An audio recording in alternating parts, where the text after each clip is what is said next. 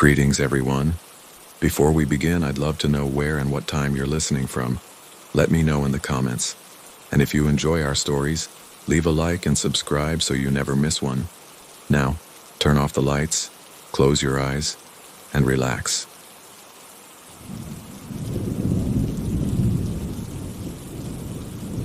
It all began with an anonymous envelope, a thick manila envelope with no return address, that arrived at the newsroom of the small online paper where I worked. Inside, there wasn't a threat or a political leak, but something much stranger. A single folded sheet with a brief typewritten note and a black and white photograph. The note spoke of a community called the Circle of Silence, of a great awakening, and of cosmic harmonization. The photo showed a building, an old astronomical observatory, its white dome standing out like a skull against a dark sky, perched on a remote hill. My journalistic instinct flared. My name is Ivan, and I've always been drawn to stories that live in the margins, esoteric cults, groups operating off society's radar. This smelled like one of those, a big one, a hermetic sect using an abandoned observatory as its base of operations. Too good to pass up. I spent a week digging. Officially, the observatory had been abandoned for more than 30 years. The community occupying it, the Circle of Silence, was a legal ghost. No records, no taxes. They didn't exist. But the tip was real. I decided to infiltrate. Risky, but the only way to get the story. I invented a false identity. A man named Leo, a software engineer burned out by corporate life, looking for deeper meaning, a spiritual escape. I built fake profiles and a history of interest in meditation and alternative philosophies. I found a way to contact them through an almost hidden online forum. The selection process was cryptic. They didn't ask for money, only answers to strange questions about my dreams, my perception of sound, and whether I feared silence. Apparently, my answers were right. I received an invitation, coordinates, and a date. Getting there was an odyssey. I drove 3 hours out of the city, threading deeper into a network of increasingly neglected county roads until the asphalt ended and turned into a rutted dirt track. The road climbed a forested hill, and finally there it was, the observatory. Bigger than in the photo, a white concrete structure time had stained with gray and green streaks. The main dome was intact, but the annexes, the old labs and dorms, looked decrepit. And yet the place wasn't abandoned. The drive was swept clean. Weeds had been meticulously cut around the main structure. No trash, no graffiti. A sense of order, of obsessive cleanliness. I left my car in a small designated area and walked to the main entrance. The silence was absolute, deeper than any I'd ever experienced. Not an absence of sound so much as its active negation. The woods around the hill seemed to swallow every noise. A man greeted me, young, maybe 30, dressed in a pale gray linen tunic. His face was serene, but it was an empty serenity. His eyes, though fixed on me, seemed slightly out of focus, as if watching something just over my shoulder. He nodded without smiling. "We've been expecting you," he said. Soft voice, almost a whisper without inflection. He led me inside. The building was a labyrinth of curved corridors painted a matte white that drank the light. It was cold, a damp chill that didn't match the warmth outside. He brought me to a circular room directly beneath the great dome. The original telescope had been removed. In its place, the center of the room was filled with strange objects, metal gongs of different sizes, Tibetan singing bowls, both crystal and metal, and a structure like a huge tuning fork, nearly 2 meters tall, made from a dark, opaque metal. The others were there. A dozen people, men and women, all in the same gray tunics. They sat motionless on the stone floor, pale, wearing the same unfocused look as the man who'd met me. Some were young, others middle-aged. They all looked exhausted, yet peaceful. A peace that wasn't calm so much as a draining of the will. The leader stepped forward, an older man with long white hair tied back in a ponytail and surprisingly dark, intense eyes. Unlike the others, he truly looked at me.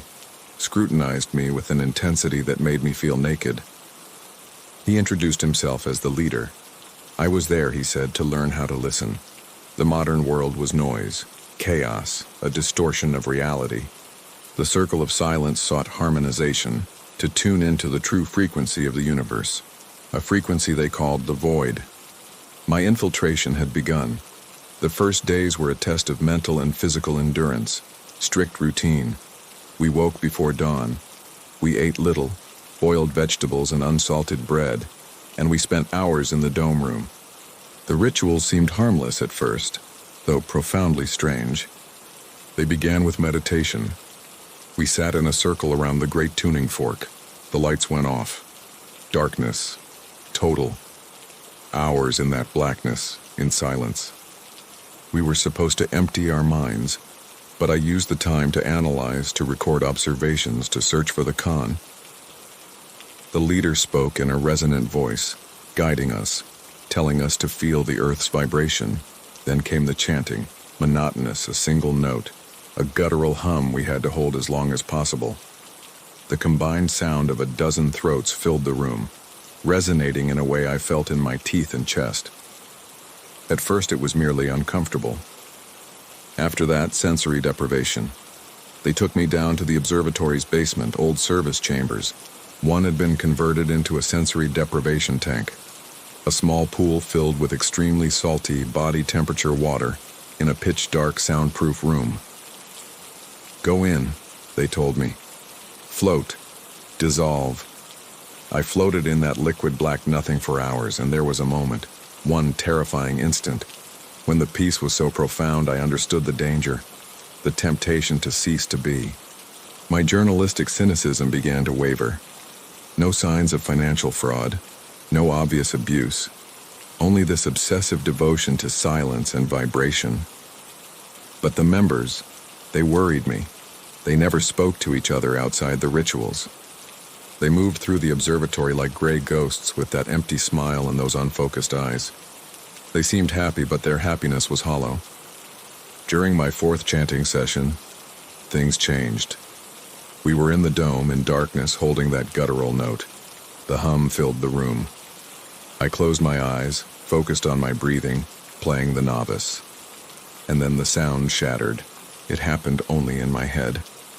The other's harmonious note split apart in my ear, turning into cacophony. A harsh white noise like 1,000 whispering voices speaking disconnected words at once. My eyes snapped open. The leader stood motionless. The others kept chanting, their faces serene. Only I heard the infernal noise. I covered my ears, but the sound lived inside my skull. Unbearable. The leader struck one of the large gongs. The deep tone washed through the chamber like a physical wave. The noise in my head stopped instantly, replaced by a sharp, piercing pain at the center of my forehead, so intense I almost screamed. The gong wasn't just sound. It felt like a needle trying to punch through my skull. I collapsed forward, gasping. The ritual ended. Lights on. The others rose slowly and filed out without looking at me. The leader approached. I lay trembling, my head pounding. He set a cold hand on my shoulder. The first tuning is always difficult, he said. His voice was calm, but his dark eyes gleamed with triumph. You're beginning to hear. The void is noticing you. That night I couldn't sleep. My head throbbed. The observatory's silence was no longer peaceful. It was full of something. The same low hum from the rituals, so faint it was almost imperceptible. It came from the walls, from the floor. I needed answers. This wasn't a simple New Age cult. There was something else, something malign. I waited until everyone was in their dorms, then slipped into the curved corridors. Moonlight filtered through the skylights. I headed for the leader's office near the base of the dome. Locked, but I picked it with an improvised tool. Austere room, desk, chair, bookshelf. But the shelf held no philosophy books, only ancient manuscripts bound in dark leather, and maps, star maps. I opened a manuscript, handwritten, careful calligraphy. It didn't speak of harmonization. It spoke of invocation. The void was not a frequency, but an entity, a thing that slept in the space between the stars. Not malevolent exactly, infinitely curious, therefore infinitely devouring. A consciousness that longed to hear the sound of a human mind as it broke. The deprivation tanks weakened the barrier between reality and mind. The chants and gongs weren't meditation, they were sonic resonance designed to tune the human brain to the entity's frequency. The observatory was not a retreat, it was an antenna, and we, the patients, the seekers, were not students. We were bait for a cosmic creature, a noise in the hallway. I killed my flashlight and froze. Footsteps, slow, dragging, the same cadence as the members. Someone was outside. I peered through the keyhole. One of the members, a young woman I'd seen meditating, stood in the corridor, motionless, facing my door. In the darkness, her eyes glowed, pale, faint gray light. Dead light. Then I heard the chant again, right in my ear, though her lips didn't move. Not words, but a pure, icy concept planted in my mind. We see you. The leader sees you. The hunger sees you. I froze. My world collapsed. Terror absolute. I had found the truth and they already knew I'd found it. I was trapped. I stayed crouched in the dark of the leader's office, barely breathing, thunder contained inside my own ears. The woman with the glowing eyes remained in the corridor, a statue cut out of weak moonlight. She knew I was there.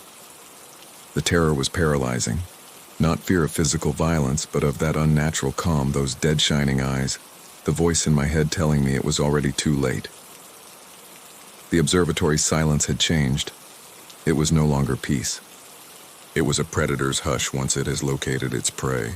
I waited, not daring to move. Time stalled. She stood there a minute or 10 in that statue stillness. Then, as slowly as she had appeared, came the scrape of bare feet on stone. A dry, dragging sound. She was leaving. I waited until it was gone, swallowed by the building's curves. My heart hammered. I tucked the manuscript, the one about invocation, under my gray tunic. Proof if I ever made it out. I opened the door inch by inch. The hallway lay empty, but the air felt different, charged, vibrant. That low-frequency hum I'd felt under the dome was everywhere now. The building itself vibrated like a giant tuning fork set to a note of pure malevolence. The cold was deeper. I had to get back to my room, the only place I could think where I kept my few real possessions, my dead phone and my keys. I kept to the white walls, senses sharpened by panic. Every corner felt like a threat. The observatory's circular hallways had turned into a labyrinth designed to confuse me. Moonlight from the skylights cast deceptive shadows across the stone floor. I turned into a main corridor and stopped. It wasn't empty. 20 yards away stood 3 members of the circle. They faced the wall, motionless, like punished children. All I could see were their gray, hunched backs. I held still, hoping they were sleepwalking or performing some other strange ritual. I started to back away. The instant my foot brushed the stone, all 3 turned their heads. Not their bodies, only their heads. A mechanical, synchronized motion like puppets on a single string. Their faces rotated 180 degrees on their necks. They looked at me with the same bright, pale, dead eyes. The same serene, empty smile. A strangled cry died in my throat. Then their voices spoke inside my skull. Not individual voices, but a chorus. A brittle whisper like shattering glass. The leader awaits you. The void calls you. Do not run. The tuning must be completed. I ran. Bare feet slapping cold stone, my footsteps a blasphemy against that silence. Behind me, the scrape of their dragging steps kept pace. They didn't run. They didn't need to. The acoustics made it sound as if they were always the same distance away. I reached my room, slammed the door, and threw the heavy iron bolt. I leaned against the wood, gasping. The door was solid, but I knew it wouldn't stop them if they truly wanted in. I was trapped. I had to get out. My car was down in the parking area, but my keys, taken upon arrival along with my phone and wallet to avoid the distractions of the noisy world, were in the leader's office, where I had just been. I looked out the room's only window. It faced the back of the observatory and a steep drop to the dark forest below, more than 30 feet. Impossible. Then the vibration intensified. The hum in the walls swelled from background oscillation into an audible tone, a low note rising in volume. With it came the pain again, a needle of ice in the center of my forehead. It was the gong's note, but there was no gong.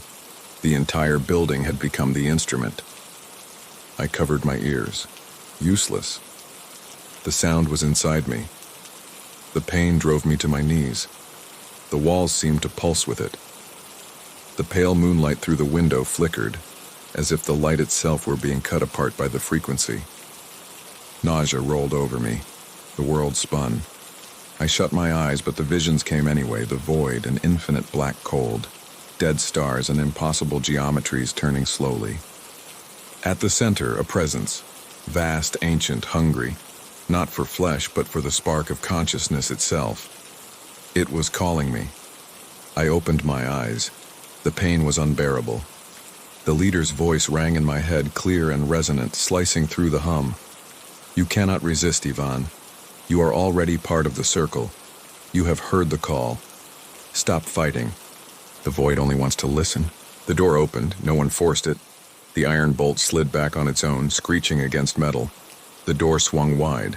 The leader stood in the doorway, his dark, penetrating eyes full of almost paternal disappointment. Behind him in the corridor, the others stared. Pale faces, glowing eyes. You have been a bad student, the leader said aloud. His real voice was even more startling, breaking the spell of the mental whispers. You broke the silence. You went where you shouldn't have, and you read what you shouldn't have. I tried to stand, but my limbs wouldn't obey. The frequency had pinned me. I could only tremble on the floor and look up at him. He stepped in with a fluid grace so unlike his followers, crouched until his face hovered inches from mine. His breath smelled of dust, of ozone. That anonymous envelope, he whispered as if he were reading my thoughts. Of course it was ours. Not a warning, an invitation, a test. We were looking for someone like you, an inquisitive, analytical, strong mind, a mind that would fight. Why? I managed through clenched teeth. Because the others, he said, gesturing vaguely toward the motionless figures in the hallway, are only batteries, empty vessels. Their minds were weak. They broke easily. They do nothing but power the frequency, keep the door ajar. But the void hungers for more. It hungers for consciousness, for knowledge. It wants to taste the echo of a mind struggling not to go dark. It hungers for curious minds, Ivan. He grabbed my hair and yanked my head back, a spike of pain. You weren't meant to be a battery. You were to be a bridge, a conscious mind that could communicate with it, channel it. And you have. The void has noticed you, and now it claims you. I had planned a slow tuning over weeks. Your curiosity accelerated everything. My muscles loosened, not from freedom but from surrender. The hum turned beautiful and terrible at once.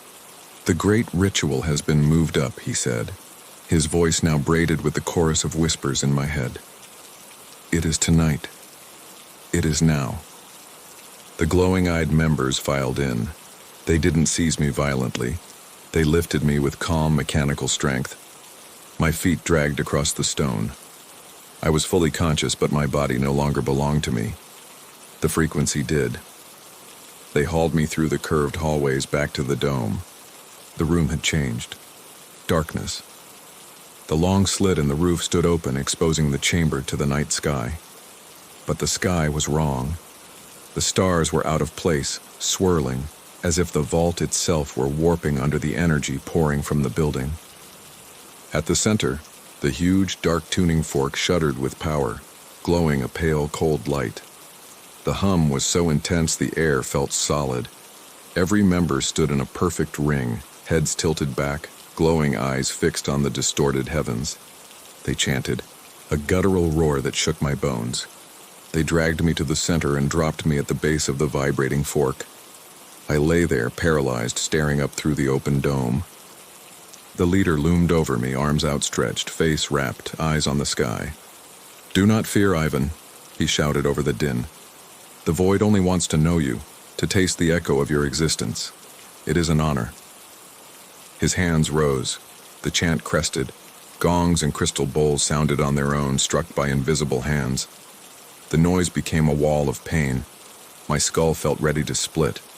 My mind was a book being stripped page by page to be read by something else. Through the agony, I saw the stars at the opening bend and stretch, shafts of cold light lowering toward me, toward the tuning fork. The door was opening, and I was the key. I felt my consciousness begin to fray, torn loose, dragged toward the hungry, unnatural sky. The pain was absolute. I was a piece of metal on an anvil, hammered by 1,000 sonic blows at once. The roar of the chant and the vibration of gongs and tuning fork fused into a single frequency, engineered to flay my mind from my body. Paralyzed on the stone floor, I stared up at the open gap. The stars were no longer stars, but cold holes in the sky. The pale radiance pouring out wasn't light, but substance, an icy vapor descending, drawn to the observatory, to me. The void touched me, not physically, mentally. A vast, ancient, incomprehensibly cold presence seeped into my mind. It probed my memories, no malice, only the chilled curiosity of a child pulling the wings off a fly. It wanted the texture of my fear, the taste of my cynicism, the geometry of my most intimate recollections. Above it all, the leader's ecstatic voice. "Yes, listen. The void welcomes you, Ivan. Speak to it. Show it." The entity wanted more than pain. It wanted knowledge, my mind's very structure. And in that paralyzing torment, I saw my one desperate weapon. The leader had called me strong and inquisitive, claimed the void hungered for consciousness. But my mind wasn't like the others. They'd come to empty themselves, to embrace silence. I'd come for the opposite. I'd come for noise, for the story, for the dirty truth. As the entity pulled, I stopped resisting. I stopped trying to build a wall. I did the opposite. I opened the floodgates. If you want to listen, I thought with icy fury, then listen to this. Into that cold, silent awareness, I projected not peace or harmony, but the raw chaos of the world I knew. The sound of city traffic at 8 a.m., engines roaring, brakes screeching, 1,000 car horns. The newsroom on deadline, phones ringing nonstop, arguments, raucous laughter. The cynicism of my articles, the doubt, the cold analysis, the relentless logic that reduces everything to verifiable fact. The hiss of a TV with static. The clatter of a subway train breaking into a station.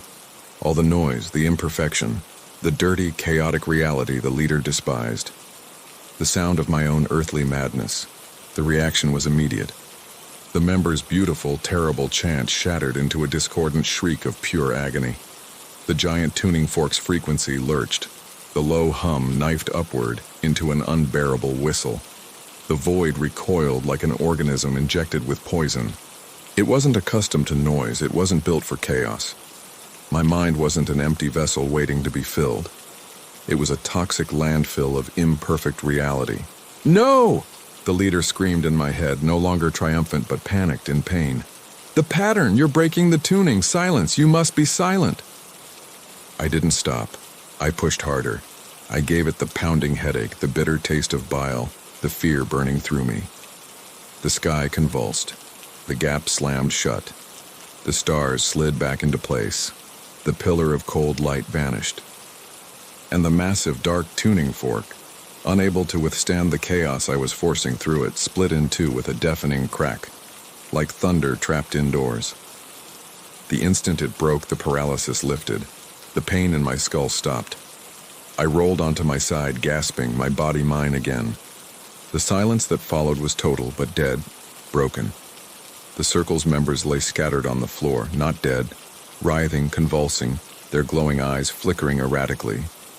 The tuning was broken, and their empty minds couldn't survive the sudden disconnection. They were spent batteries, sputtering. Across the room, the leader stared at me.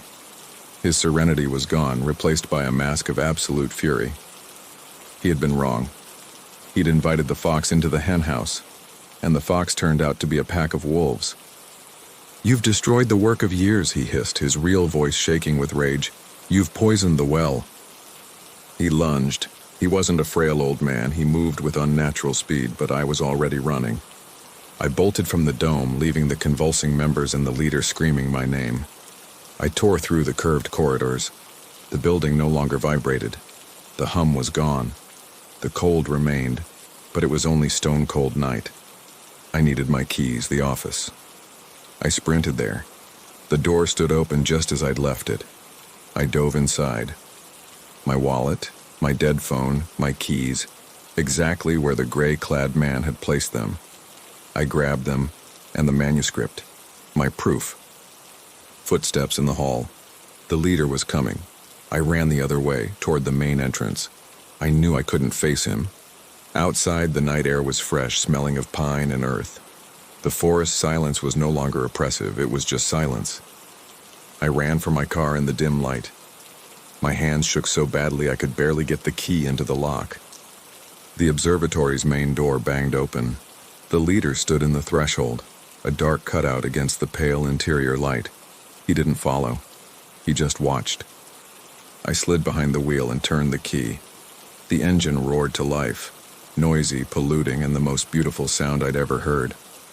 I flipped on the high beams, washing him in light, his face twisted with hatred. I tore away, tires screaming on dirt. I flew down that hellish road, the car slamming through ruts, branches scraping the paint. I didn't look back. I didn't stop until I'd reached the highway. I drove for hours until the first ray of sun gave the sky a real color again. I pulled into a service station, shaking with exhaustion, adrenaline, and relief. I was alive, I had escaped. I had the manuscript. I had the story of my life. But as I sat there, watching ordinary people wander in for coffee, I felt the price of my escape. The leader had been right about one thing. The void had noticed me, and I had noticed it. I had seen what lies behind the sky. I had felt its hunger. Silence would never be peace again. Whenever the world went still, I wouldn't hear nothingness, only the echo of that hum, waiting. I had survived because my mind was crammed with the chaos and noise of the modern world.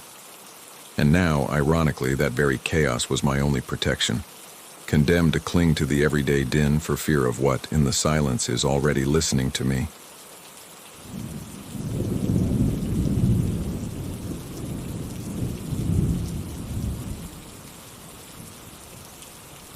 The wind was the only constant sound, a perpetual howl that slammed against the lattice structure, making the metal vibrate beneath my feet. Welding work 100 meters high required absolute concentration and a physical resilience that few possessed. My name is Victor, and my job was to repair the old structures of a forgotten communications tower, a needle of rust and steel planted in the middle of desolate mountainous terrain. The nearest civilization was a town 20 miles away across impossible curves, a place barely holding on to existence. I was completely alone. Isolation was another tool of my trade, as necessary as my welding mask or my safety harness. The only sound, apart from the buzz of my own equipment, was the wind, an unending lament sweeping the gray sky. The job was a routine of solitary ascents and descents. Each morning I took the small exterior service elevator, a metal cage that shook and groaned with every gust, protesting as it climbed the side of the tower. The ascent lasted 10 minutes. 10 minutes of sharp squeaks, metallic noises, and watching the ground turn into a blurry green map. The air grew thin and cold. Once up on the work platform, I secured my main lifeline, checked the anchor points 3 times, and began my work. It was a job of precision and patience. Welding joints weakened by rust, reinforcing struts, replacing corroded plates. Vertigo had stopped affecting me years ago. The void was simply the space where I worked, an indifferent abyss surrounding me. The first few days passed normally. The wind had become a predictable enemy.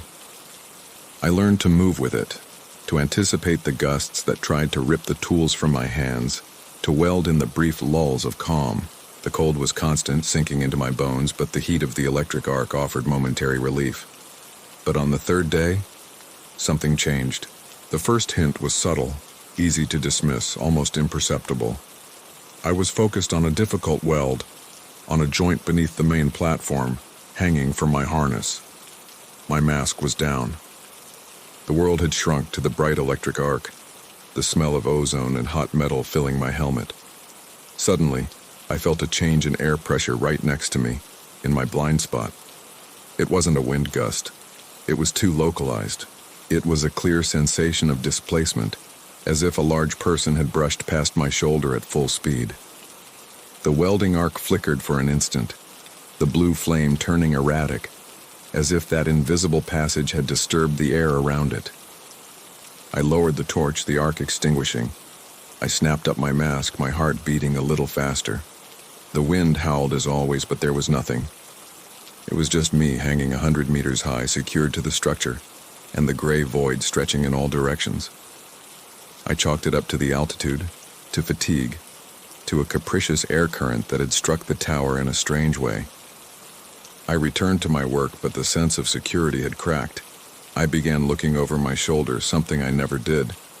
The wind no longer seemed like a neutral element. It seemed to have intent.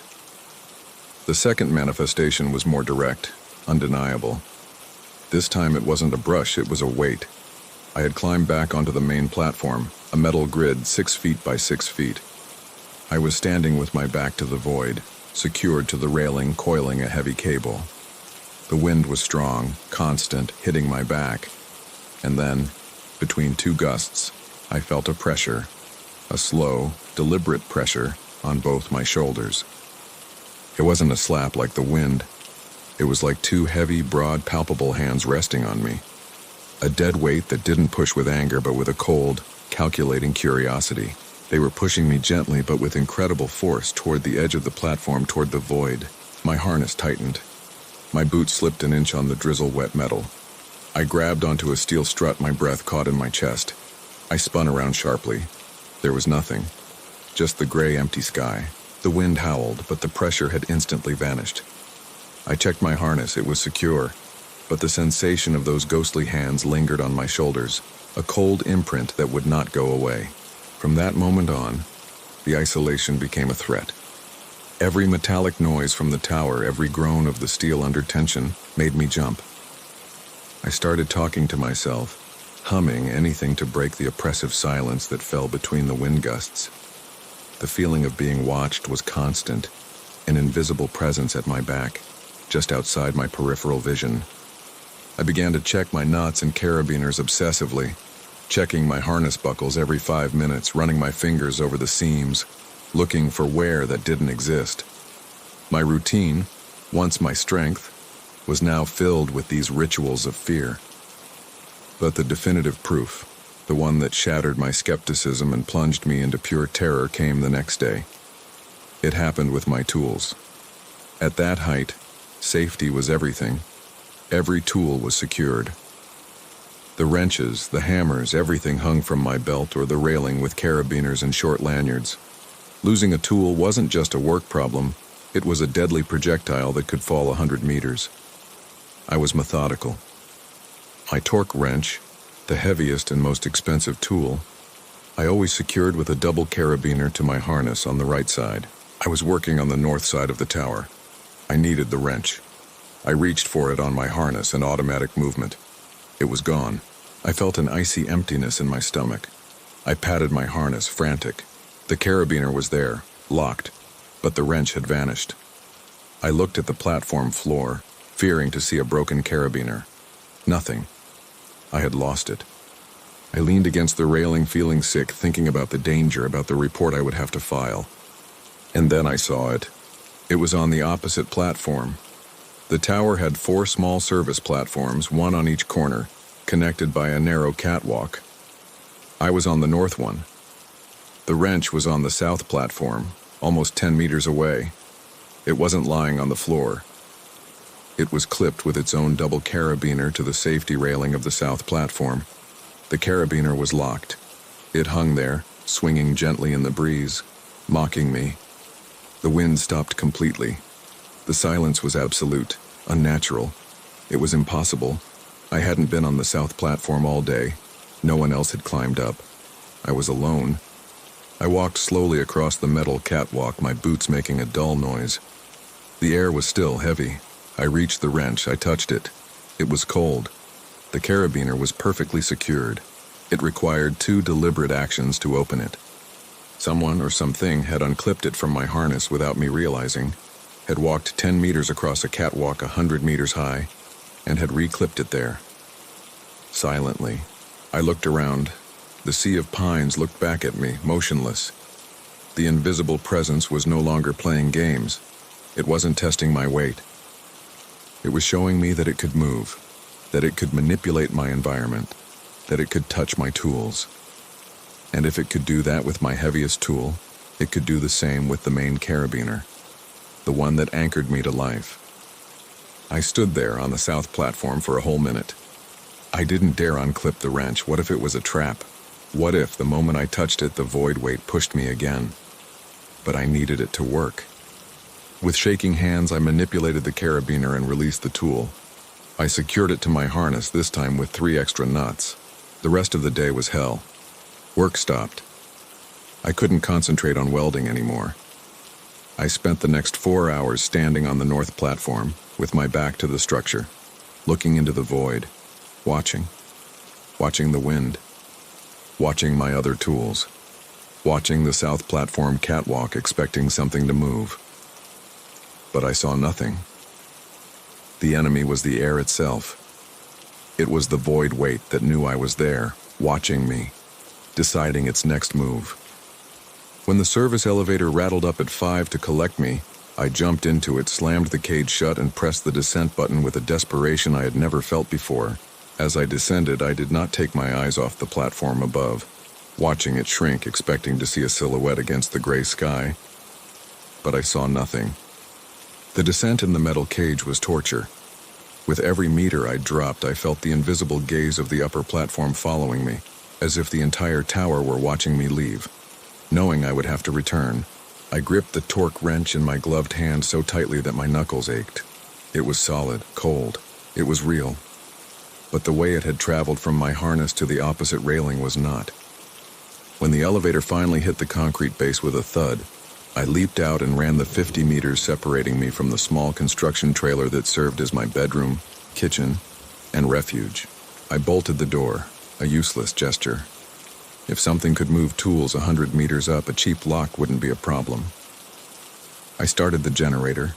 The weak yellow light of the single bulb flooded the tiny space. I sat on the cot, still wearing my harness. I put the torque wrench on the metal table. The silence down here was different from the tower. It wasn't empty. It was filled with the generator's hum and the sound of my own accelerated breathing. My mind desperately tried to find a logical explanation. Sleepwalking? Could I have climbed up, moved the wrench, and come back down in an altitude-induced trance state? Impossible. The work was too complex. The double carabiners required conscious action. A prankster? Was there someone else on the tower? The idea was almost more terrifying than that of an invisible presence, but it was impossible. Access was controlled. I had the only elevator key. I was alone, and the thing above was intelligent. It knew how my equipment worked. Not only had it moved the wrench, it had secured it correctly. It knew what a safety carabiner was. I took off my harness slowly, piece by piece, spreading it out on the trailer floor to inspect it under the weak light. I was looking for, I didn't know what. A failure, a defect, something to explain how the wrench had come loose. I checked the wrench's carabiner. It worked perfectly. I checked the webbing of my harness, and then I stopped. I found something. On one of the secondary straps, a thick nylon strap that went over my shoulder, there was a cut. It wasn't a tear from wear or a scrape against the metal. It was a clean cut, about 2 centimeters long, as if made with a very sharp blade. It went through almost half the strap's thickness. It wasn't a main load-bearing strap. It wouldn't have killed me if it failed. But it was there. It was a message. I checked my utility knife. It was in its sheath on my belt. I hadn't used it. The cold I felt had nothing to do with the mountain temperature. The void weight didn't just move things. It could cut. It could destroy. And it had done so on my own harness while I was wearing it, without me noticing. Or worse, it had done it at night here in the trailer while I slept. I didn't sleep that night. I sat on the cot with the utility knife in one hand and the heavy welder's hammer in the other, watching the door, jumping at every gust of wind against the trailer's metal. The night seemed eternal. I knew I couldn't climb back up, but I also knew I couldn't stay down. My contract required me to finish the job. If I left now, it would be a major breach. I would lose my license. Besides, how would I leave? My vehicle was in the town, 20 miles away. Morning arrived, gray and hostile. The wind had not subsided, it was worse. I made my decision. I checked the cut on the strap. I temporarily repaired it with high-strength duct tape, but I knew it was a pathetic solution. I checked every carabiner, every knot, every seam of my gear. I checked them 3 times. The ascent was the worst of my life. Every squeak of the elevator was the invisible presence climbing with me. Every gust of wind hitting the cage was an attempt by the void weight to dislodge me. When I reached the platform, the wind howled with a fury I hadn't felt before. The sound was almost a scream, a knife thrust in my ears. I secured myself to the main lifeline.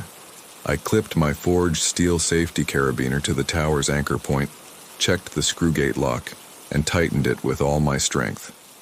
I felt tiny, exposed. The void weight was there. I could feel it.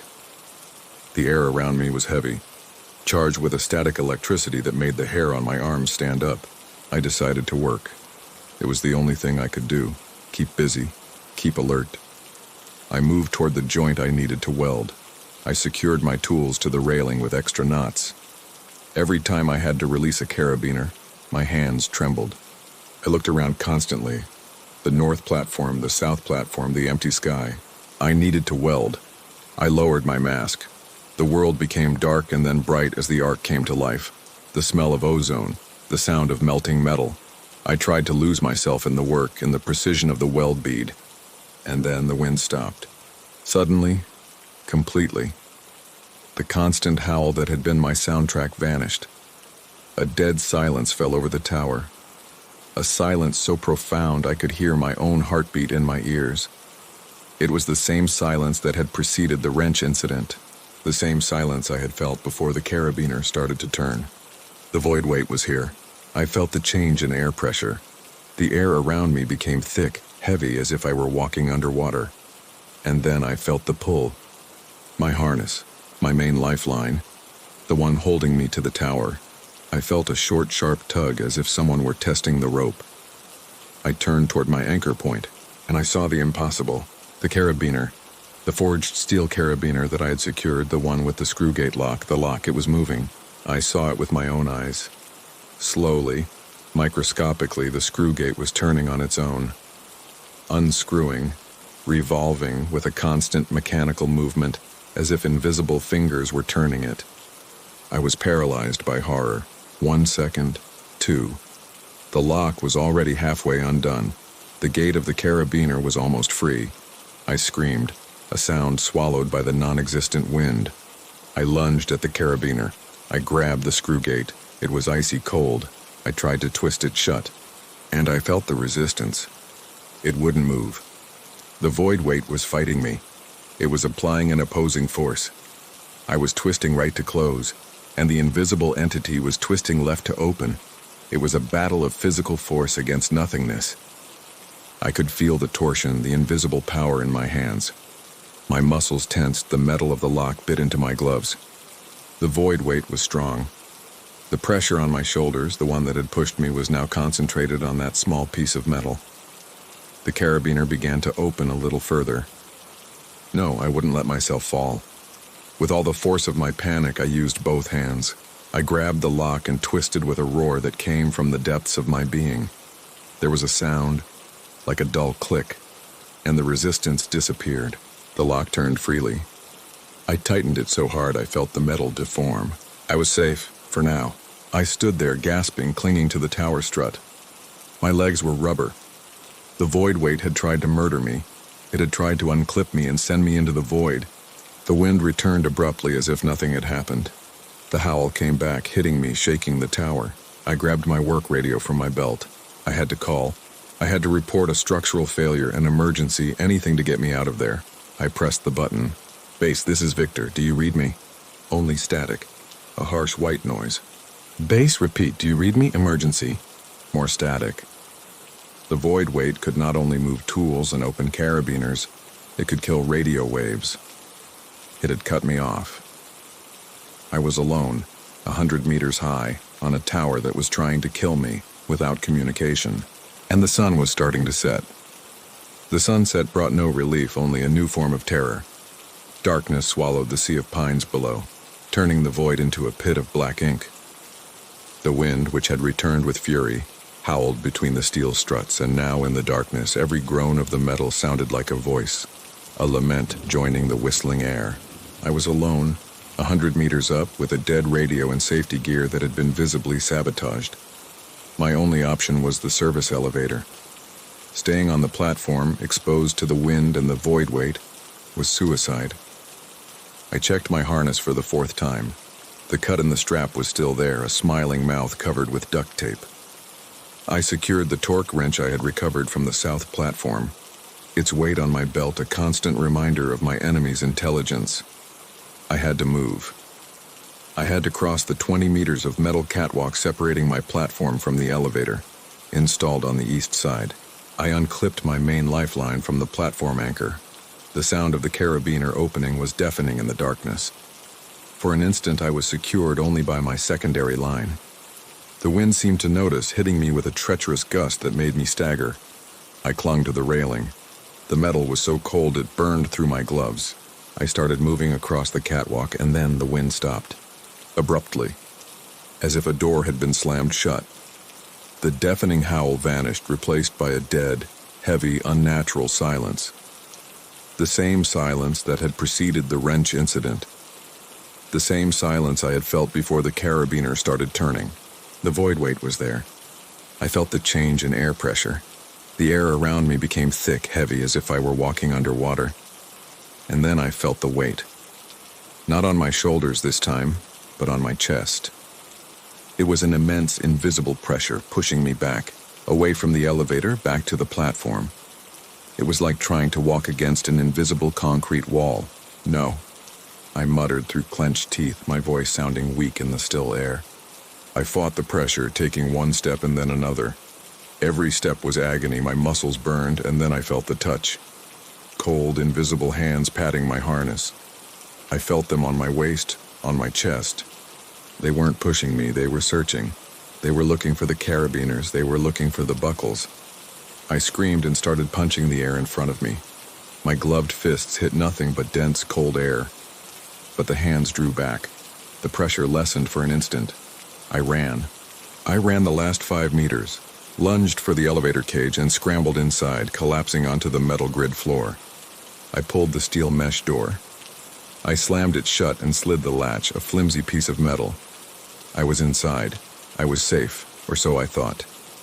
Gasping, I leaned against the cage wall. I fumbled for the control panel, the ground floor button. I pressed it with my thumb. The cage shook violently. A groan of tortured metal echoed around me. The cabin's interior light flickered and came on, a weak yellowish bulb. The elevator began to move, but it wasn't going down. I felt the unmistakable pull in my stomach. It was going up. The elevator was carrying me upward toward the main spire of the tower, away from the ground, away from salvation. I screamed and slammed the ground floor button again and again. The button was dead. I hit the emergency stop button, no response. The void weight was controlling the elevator. It was taking me to the top. The cage accelerated, rattling against its guides, climbing higher and higher into the darkness. The wind began to howl again, now enraged. And then, with a jolt that nearly threw me to the floor, the elevator stopped. It stopped in total darkness. I wasn't at a platform. I was stuck between levels, suspended in the absolute void, perhaps 120 meters high. The cabin light flickered and died. I was trapped in a metal box, hanging in nothingness, in total darkness. The silence returned, but this time it was worse. It was the silence of a closed trap. And then I heard the sound. It came from above, from the roof of the elevator cage. A sound of metal scraping against metal, slow, heavy, as if someone were dragging a block of iron across the roof. And then I felt the weight. The metal roof of the cage right above my head began to buckle, a sharp groan of metal under pressure. The void weight was on top of me. It was on the roof of my elevator, and it was pressing down, trying to crush me. My helmet light. I had forgotten it. I switched it on. The beam illuminated the roof. I saw the metal sheet sinking, the rivets popping out one by one under the invisible force. Pop. Pop. The sound was like gunshots in the closed cabin. I was going to die here, crushed in a can. But the void weight had made a mistake. It had brought me to its territory, the height, the void. But it was also mine. I was a welder. I was a structural worker. I knew steel. The roof groaned again, sinking another foot. The space was shrinking. I looked around frantically. The cage walls were made of metal mesh. On the other side, less than half a meter away, I could see the main structure of the tower. The lattice girders that formed the steel monster's backbone. I couldn't fight the weight, but I could fight the cage. I still had my welder's hammer on my belt. I pulled it out. It was heavy, solid, real. I turned to the mesh door. The latch I had closed. I struck the latch mechanism with the hammer, again and again. The metal was weak. 3 blows. 4. The latch snapped, broken. I pulled the mesh door open. It swung inward, screeching. Now I faced the void. Total darkness, only broken by my flashlight. The wind howled. The elevator roof groaned again, closer to my head. I had to do it. I unclipped my safety line from the cage. I leaned out into the darkness. The wind hit me, trying to rip me away. I aimed the flashlight at the nearest steel beam. It was there, solid. I lunged for it. My gloved hands hit the icy steel. I held on. My body swung for an instant over the abyss. With one hand, I pulled out my main safety carabiner, the one the void weight had tried to open, and clipped it to the beam. I spun the screw gate until my hand hurt. I was secure. I was anchored to the tower, and just in time. I heard a sound above me, a deafening shriek of metal surrendering. The elevator suspension cables. They didn't break. They were torn away. The void weight, in a final act of fury, applied all its power. The elevator cage ripped from its guides. I watched it fall. It plummeted past me, a metal coffin plunging into the darkness. It fell for seconds, and then I heard the impact against the ground, 100 meters below. A catastrophic crash that seemed to shake the tower to its foundations, and then silence. Only the wind. I was alive, hanging from my harness in the middle of the night more than 100 meters high, alone. The void weight was still there. I could feel its rage, its cold, its invisible gaze watching me from above. It had lost its toy. It was furious. I looked down. There was nothing. I looked up. Darkness. But I knew the tower. I'd been working on it. Every beam, every joint. I put my boots on a lower crossbar. I stabilized myself. I began to descend. It was a 2-hour descent in the darkness with the wind trying to tear me from the structure. Every few meters I had to unclip my lifeline and reclip it lower down. Every time I did in those seconds of vulnerability, I felt the invisible pressure next to me trying to push me, but it no longer had the concentrated force from before. My defiance, my survival, had weakened it. When my feet touched the solid concrete of the base, I nearly collapsed. I ran to the trailer. I took nothing. I started the company truck's engine. The keys were in the ignition. I sped down the dirt road without looking back. I don't know what that thing was. A wind spirit, the ghost of the height itself. But it had made a mistake. It tried to kill me in the only place in the world where I was better than it. It tried to use metal against me, but I knew metal. It was my trade. The void weight could control the machines, but I understood the structure, and that is why I was alive, and it remained up there, alone, reigning over its tower of rust and wind, waiting for the next one.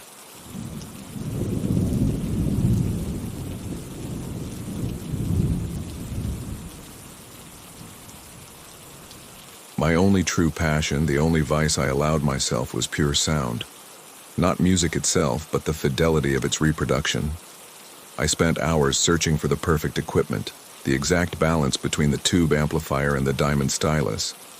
My apartment was a sanctuary dedicated to high-end audio, and I, Marcos, was its sole monk.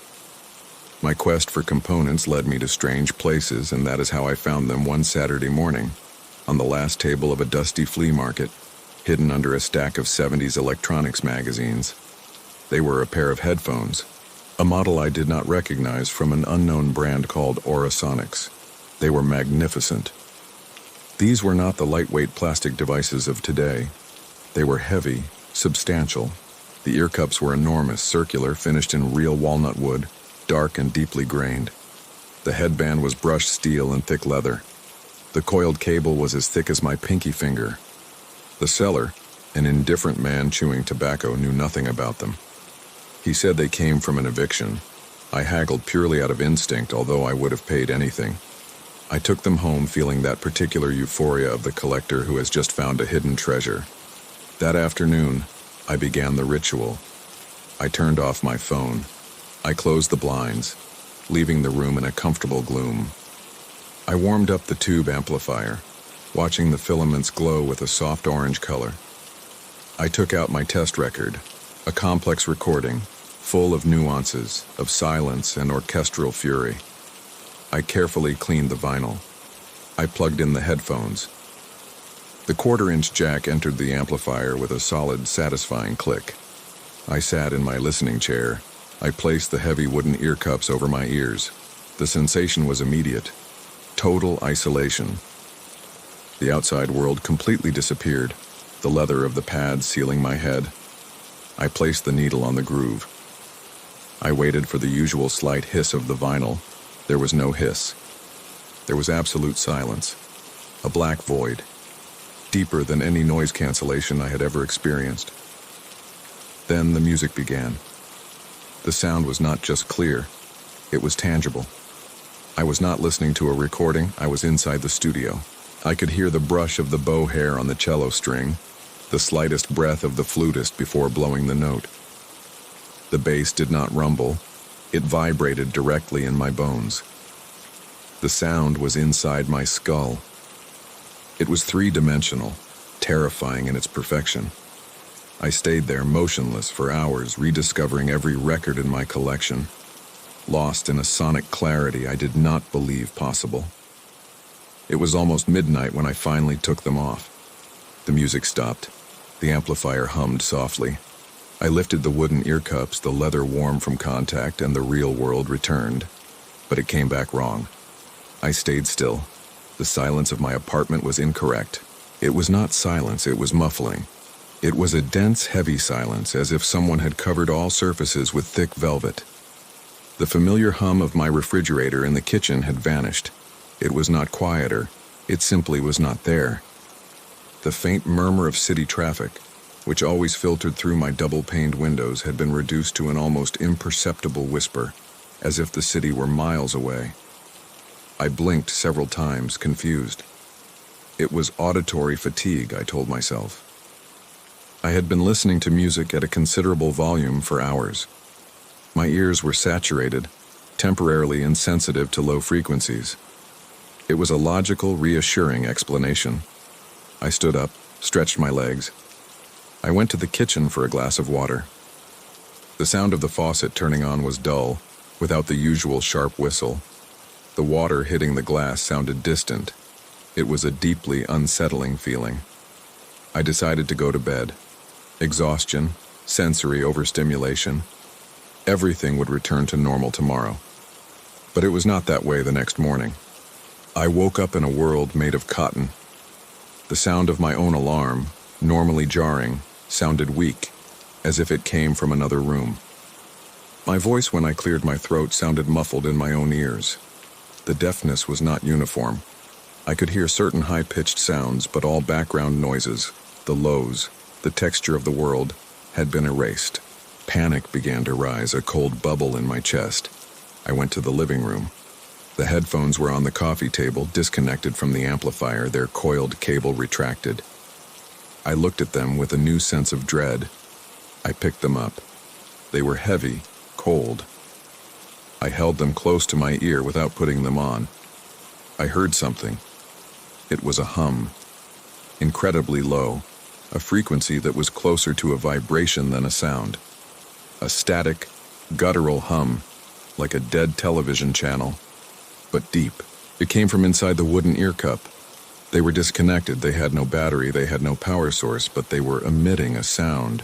My scientific mind, my audio technician mind, searched for answers. Residual magnetism in the coils, a strange resonance with some device in the house. I put the headset down. I sat on the sofa and forced myself to breathe. The world remained muffled. The only way to know was to test them again. With trembling hands, I put them on. I did not connect them to anything. I just put them on, sealing my ears. The already muffled outside world completely disappeared. In that absolute silence, I heard the hum. It was clear now, undeniable. A low, constant, static hum. I took them off. The muffled world returned. I put them on. The hum. I took them off. The muffled world. No, it was not that the world was muffled. It was that the headphones, even when I was not wearing them, were working. They were active somehow. And the hum. I walked closer to the refrigerator, the one I could no longer hear. I put on the headphones. The static hum was still there. But it subtly changed. It became slightly higher pitched, more intense. I moved away from the refrigerator. The hum returned to its bass tone. I approached the window, the distant traffic noise. The hum modulated again as if it were listening.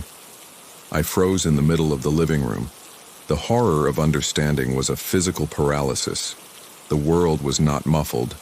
The headphones were absorbing the sound. They were on, all the time. They were actively devouring the ambient sound of my apartment. The reason the world sounded dull was because the headphones were silencing it, eating it.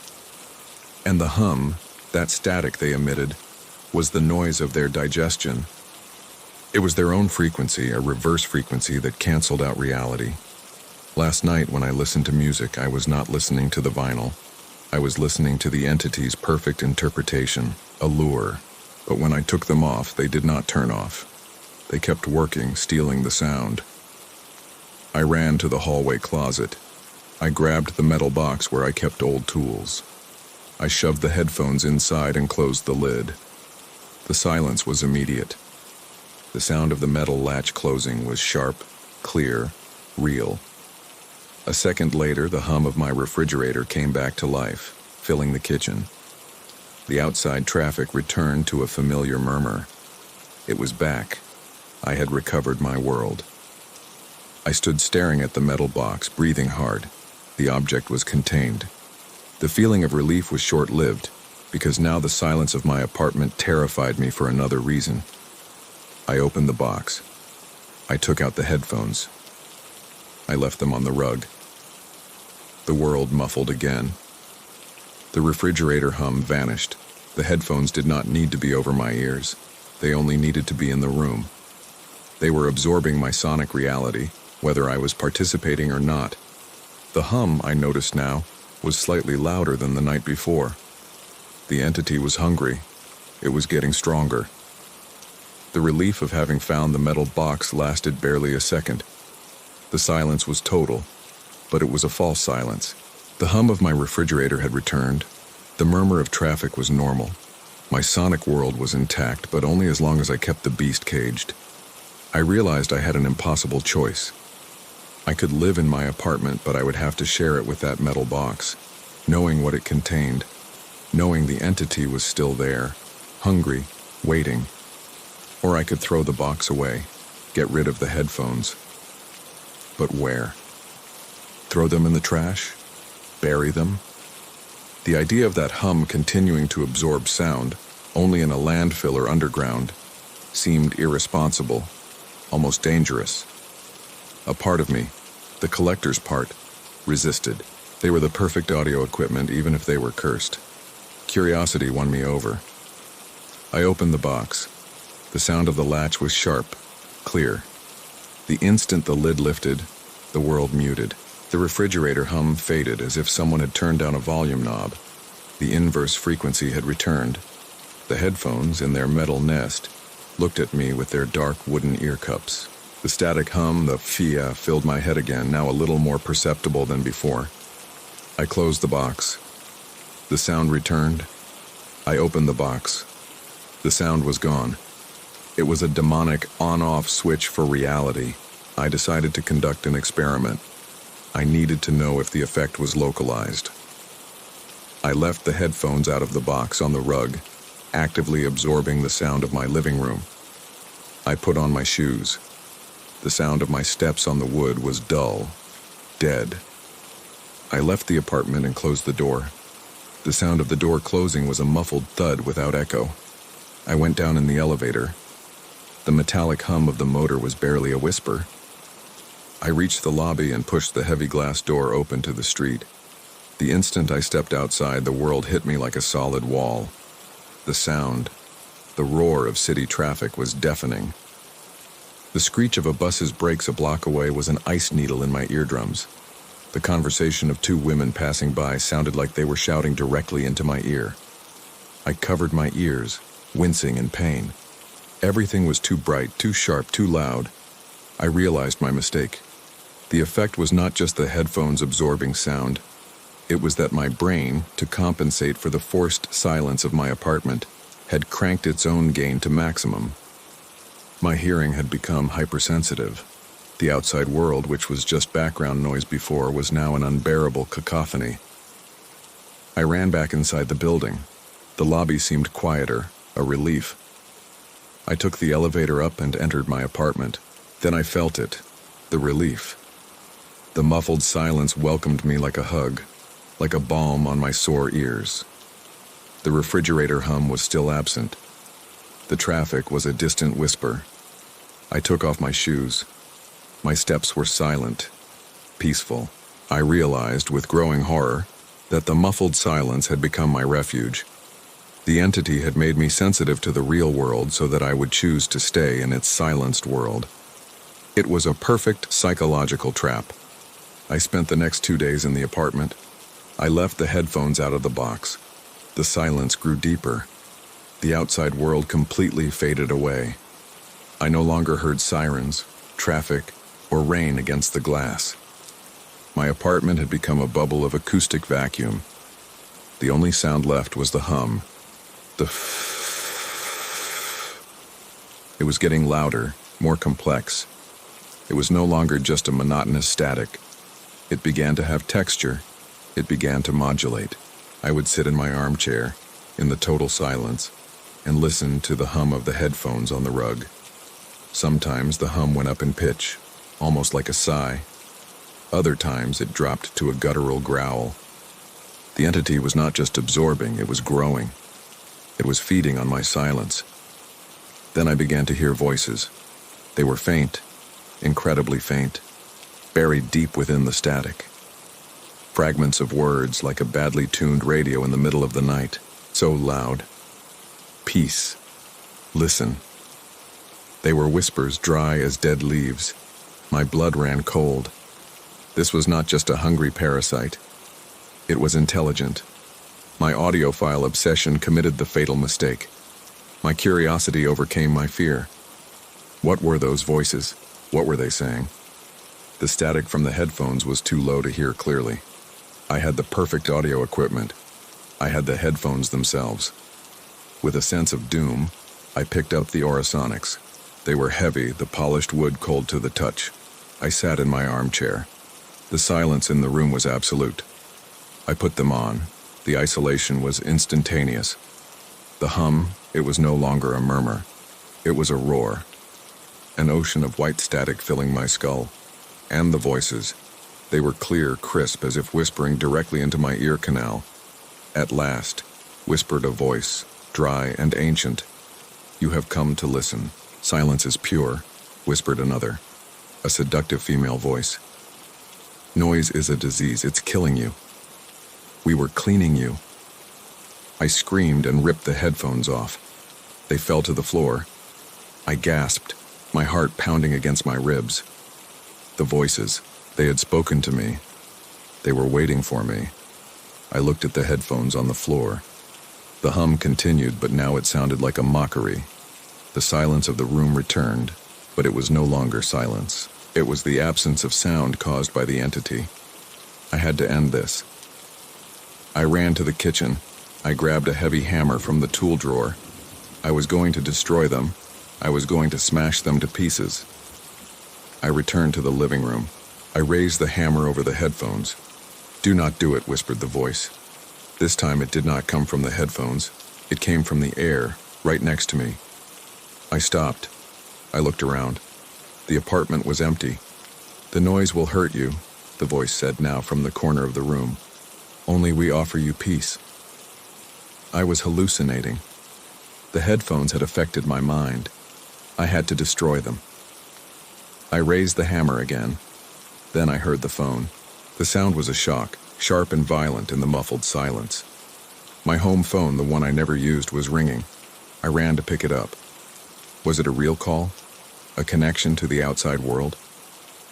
I picked up the receiver. "Hello?"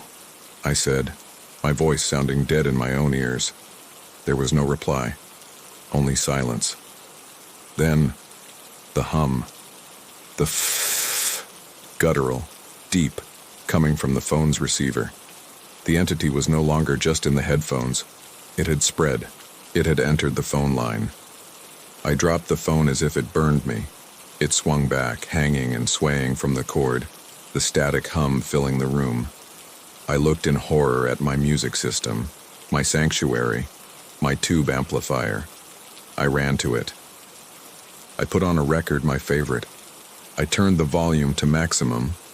I needed real noise, pure noise, to drown out the hum. The music began. It was wrong. It was distorted. The tempo was incorrect, slow, dragging. The melody was being devoured. Beneath the notes, I heard the hum growing, eating the music, replacing it. Within seconds, the music completely disappeared, replaced by the pure, malicious static coming from my expensive speakers. I screamed and turned off the amplifier. Silence returned. It was no longer silence. It was the sound of the entity. It had won. It had devoured all the sound in my apartment, the phone, my music system, my refrigerator. Everything was it. The outside world was a torture of unbearable noise. I was trapped. I sat on the floor, shaking. The headphones were still on the rug, their wood glowing faintly. I no longer needed to put them on. The hum and the voices were everywhere. "There is no escape, Marcos," the voice whispered from the silent speaker. "Noise is painful. Silence is ours. You are too." I realized the final trap. The total silence of my apartment was now the monster's voice. The noise of the outside world was physical pain. There was only one place where sound seemed normal. A place where the voices were clear and the hum was just background. Inside the headphones. The entity had not just isolated me. It had conditioned me to want to put them back on, to voluntarily choose to connect my brain directly to it, to find relief from the silence and the noise. As I looked at the wooden ear cups, a part of me, the exhausted and terrified part, wanted to do it. It wanted the piece of the perfect sound they had offered me at first. I got up, my movements slow, painful. The hum in the room seemed to intensify, becoming expectant. The voices in the air grew louder. "Yes, Marcos. Listen. Silence is better. Silence is safe." I went to the kitchen. The phone was still hanging from its cord, emitting that dead hum. I ripped it from the wall. The silence deepened a little. I grabbed the hammer I had dropped earlier. Its weight was solid, real. I returned to the living room. The headphones were still on the rug. I knew I could not destroy them here. The entity was too strong in this nest of silence it had created. If I tried to strike them, it would find a way to stop me. The light would flicker, my arm would become paralyzed, or the hammer would hit something soft and unreal. I had to get them out of its territory. I had to face the noise. I tucked the hammer into the back of my belt. I picked up the headphones. They were cold. An unnatural cold ran up my arm. I put them in a canvas bag. The instant I stored them, the muffled silence of the apartment seemed to break slightly. I heard the faint groan of the wind against the glass. The entity was protesting. I walked toward the front door. Every step was agony. I opened the door. The sound of the building hallway, the distant hum of the elevator, the echo of a door closing on another floor hit me like cold air. It was sharp, painful, but bearable. I called the elevator. The sound of the motor approaching was a metallic moan that made me shudder. I got in. The hum inside the cabin was louder. I leaned against the wall, closing my eyes, breathing hard, the canvas bag heavy in my hand. I reached the lobby. The open space magnified the sounds. The click of a woman's heels across the marble, the hiss of the ventilation system. Every sound was a needle. Then, I pushed the main door and stepped out onto the street. The world exploded. It was a physical assault, a detonation of pure sound that brought me to my knees on the sidewalk. The roar of traffic was not a murmur. It was the din of an ocean of clashing metal.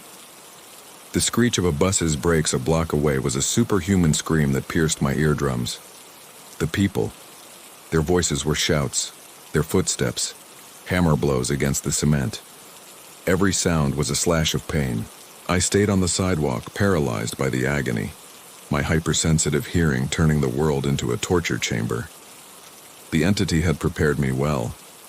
Then in the midst of that unbearable cacophony, I heard the voices of the headphones now inside my head, clear, seductive, the only source of calm. "It hurts, Marcos," whispered the ancient voice. "Noise is poison, it's killing you, we can stop it, you only have to listen. You only have to put them on." I looked at the canvas bag in my hand. The temptation was overwhelming. Just one gesture, putting on the headphones, and the pain would stop.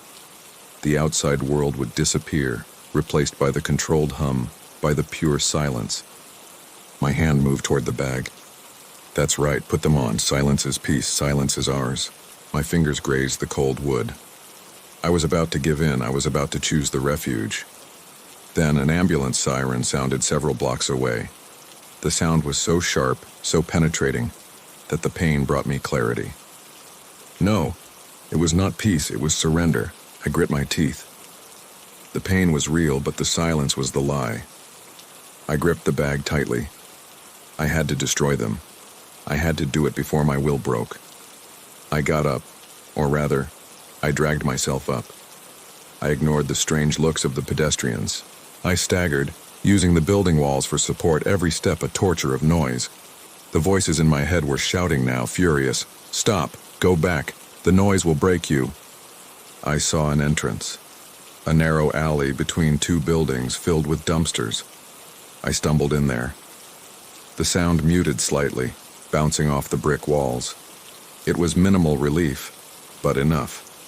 I leaned against a dumpster, my body trembling from the effort. I took the headphones out of the bag. In the dimness of the alley, they seemed to glow faintly. The static hum was almost audible now, a low, furious growl. I pulled the hammer from my belt. I placed the headphones on the dirty asphalt ground. "No!" screamed the voice in my head, a sound so loud it brought me to my knees. "We are your only peace, we are perfect." I raised the hammer. The entity tried to stop me. I felt a sharp pain in my wrist, as if an invisible hand were holding it. It was weak out here, away from its nest of silence. The chaos of the outside world was weakening it. I yelled, a mixture of rage and pain. I brought the hammer down. The blow was dull. The walnut wood splintered, but it did not break. "You will regret this." I struck again. This time the wooden ear cup split in half. A sound came from it. It was not a hum. It was a shriek. A high-pitched electronic shriek, full of hatred, that pierced my brain. All the voices in my head screamed at once and then cut off. The outside world fell silent. Not the muffled silence from before. The traffic noise, the sirens, the voices, everything completely disappeared. I was left in an absolute void, deeper than my apartment's silence. The entity had counterattacked. It had deafened me. Panic flooded me. No, it could not end this way. I looked at the broken headphones. The wood was splintered, but the internal mechanism, the copper wire coils, were still intact. I struck again, over and over. Desperate, I smashed the plastic, dented the metal, broke the coils. With each blow, the deafness seemed to fluctuate. Finally, after one last brutal hit, the headphones were just a pile of broken wood, shattered plastic, and unwound wire. I stayed there, gasping in the total silence. I waited. Then I heard it, faint at first. The sound of a car passing at the end of the alley. The murmur of a distant conversation. The sound was returning. The deafening noise from before did not return. My hearing was returning to normal. The hypersensitivity was gone. The connection was broken. The parasite was dead. I sat on the dirty alley ground, surrounded by the remnants of the most perfect, most malicious headphones that would ever exist. I stayed there a long time, just listening to the imperfect, dirty, wonderful sound of the city, the noise of garbage trucks, a dog barking, the wind hitting loose metal. These were the sounds of reality. I gathered the broken pieces. I put them in the canvas bag and threw them into the nearest dumpster. I walked out of the alley. The sunlight seemed bright. The noise of the street was just that, noise. It no longer hurt. I had lost my audio sanctuary, my obsession with sonic perfection. As I walked home, I realized the silence I had sought so much was not peace. It was an absence. Life was noise. The chaos, the flaws, the hiss of the vinyl, the hum of a refrigerator. That was the true sound. I had chosen to stay in it with all its imperfections.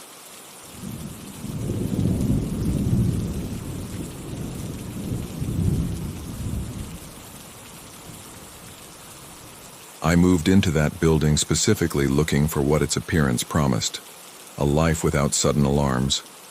It was an old construction, with a sober facade and few stories, nestled on a street where time seemed to move slower.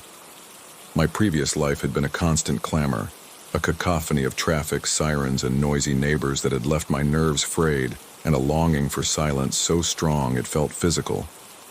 I needed a refuge, a place where the only sounds were those I chose. My new apartment 4A, was on the top floor. It was spacious with high ceilings that swallowed sound, and a wooden floor that held the echo of decades of other people's steps. Peace felt like part of the building itself, a dense silence that welcomed me like a promise of the tranquility I'd been craving. The landlord, a man of few words and efficient gestures, had explained during the viewing that I would only have one neighbor on my landing. An elderly lady lives in 4B, he said, indicating the opposite door with a nod. She is the building's oldest tenant. You won't hear a peep out of her. She is discretion personified. I liked the idea. A quiet old woman was, without a doubt, the best company fate could offer me. I needed order and routine in my life, and that place seemed like the perfect setting to achieve them. The first few weeks passed in absolute calm. I unpacked my things, placed my books on the shelves, and little by little I made the space my own. Silence was my constant companion, broken only by my own noises. Of the neighbor in 4B, there was no sign. Her door was always closed, and I never ran into her on the stairs or in the entryway. I heard no television, no radio, and no conversations. Sometimes I wondered if anyone truly lived there. But the discreet brass plaque with the engraved number on her door and the landlord's words assured me that someone did. It was after a month that I began to perceive her, not through sight but through sound. The walls of the building, despite their thickness, were not immune to the passage of time, and certain sounds, if precise enough, managed to filter through. The first time was on a Tuesday afternoon. I was reading in the living room when a subtle clinking reached me.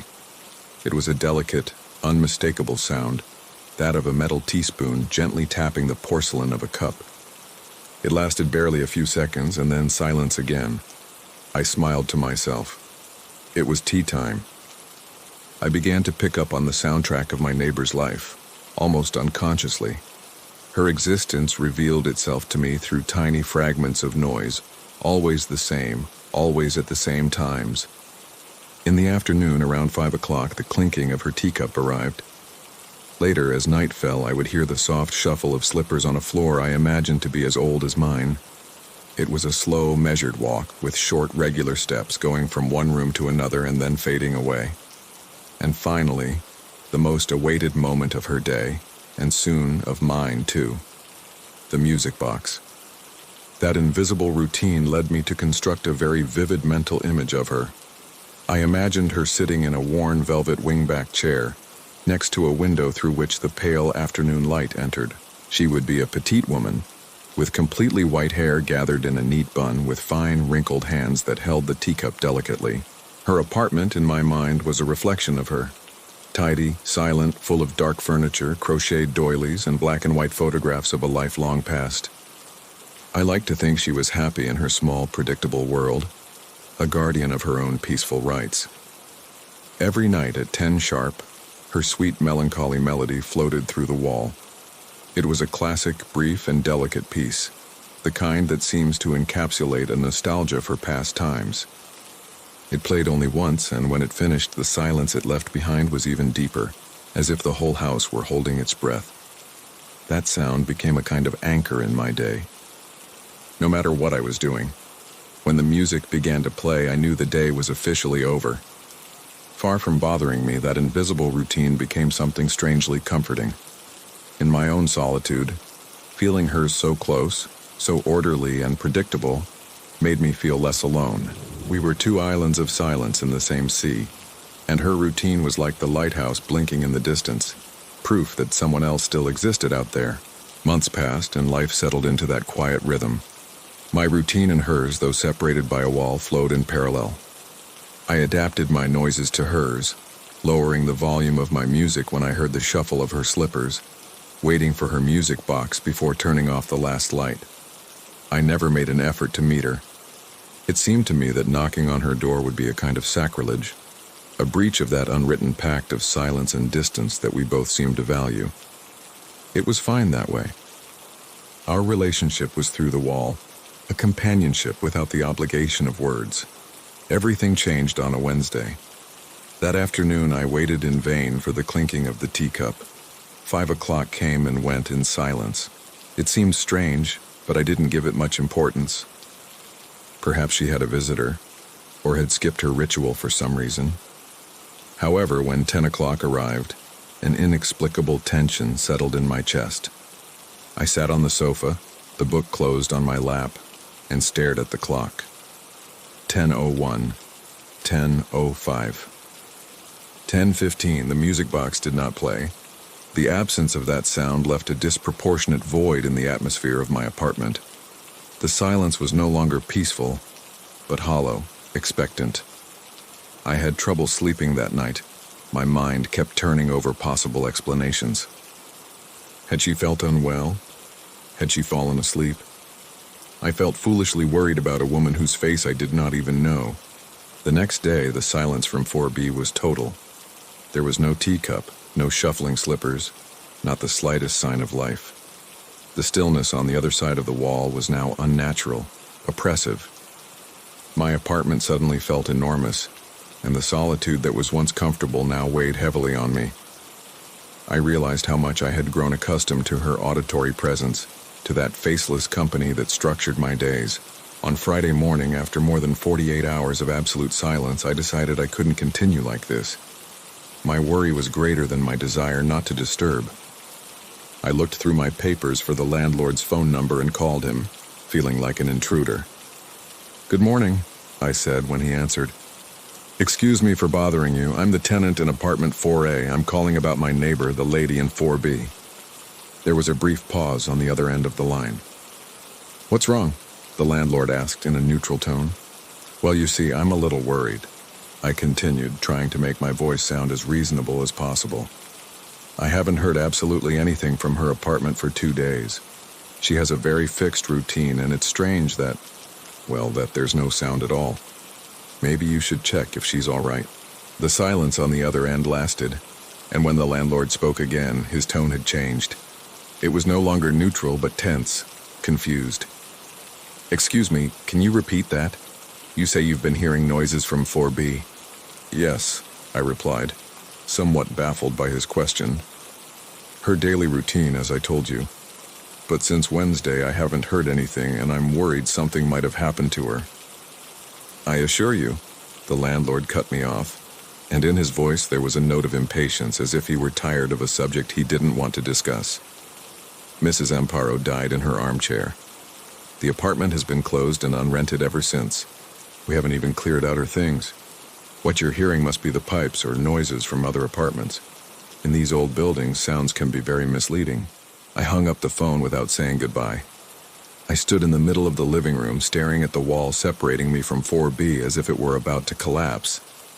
My mind refused to process the information. It couldn't be. The sounds had been too clear, too real, too consistent to be the product of my imagination or some pipes. Was I going crazy?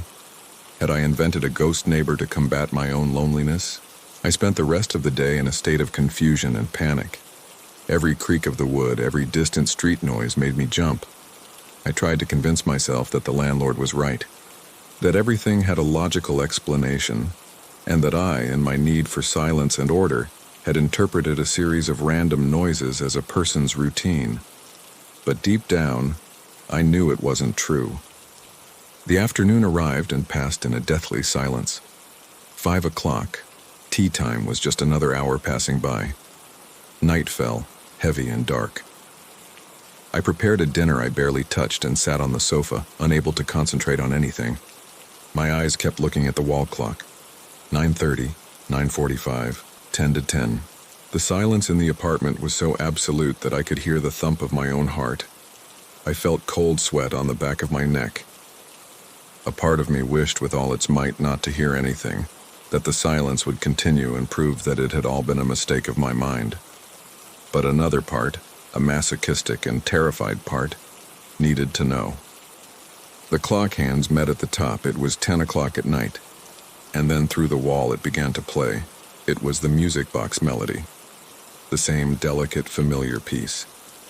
But it was no longer as before. The sound was different.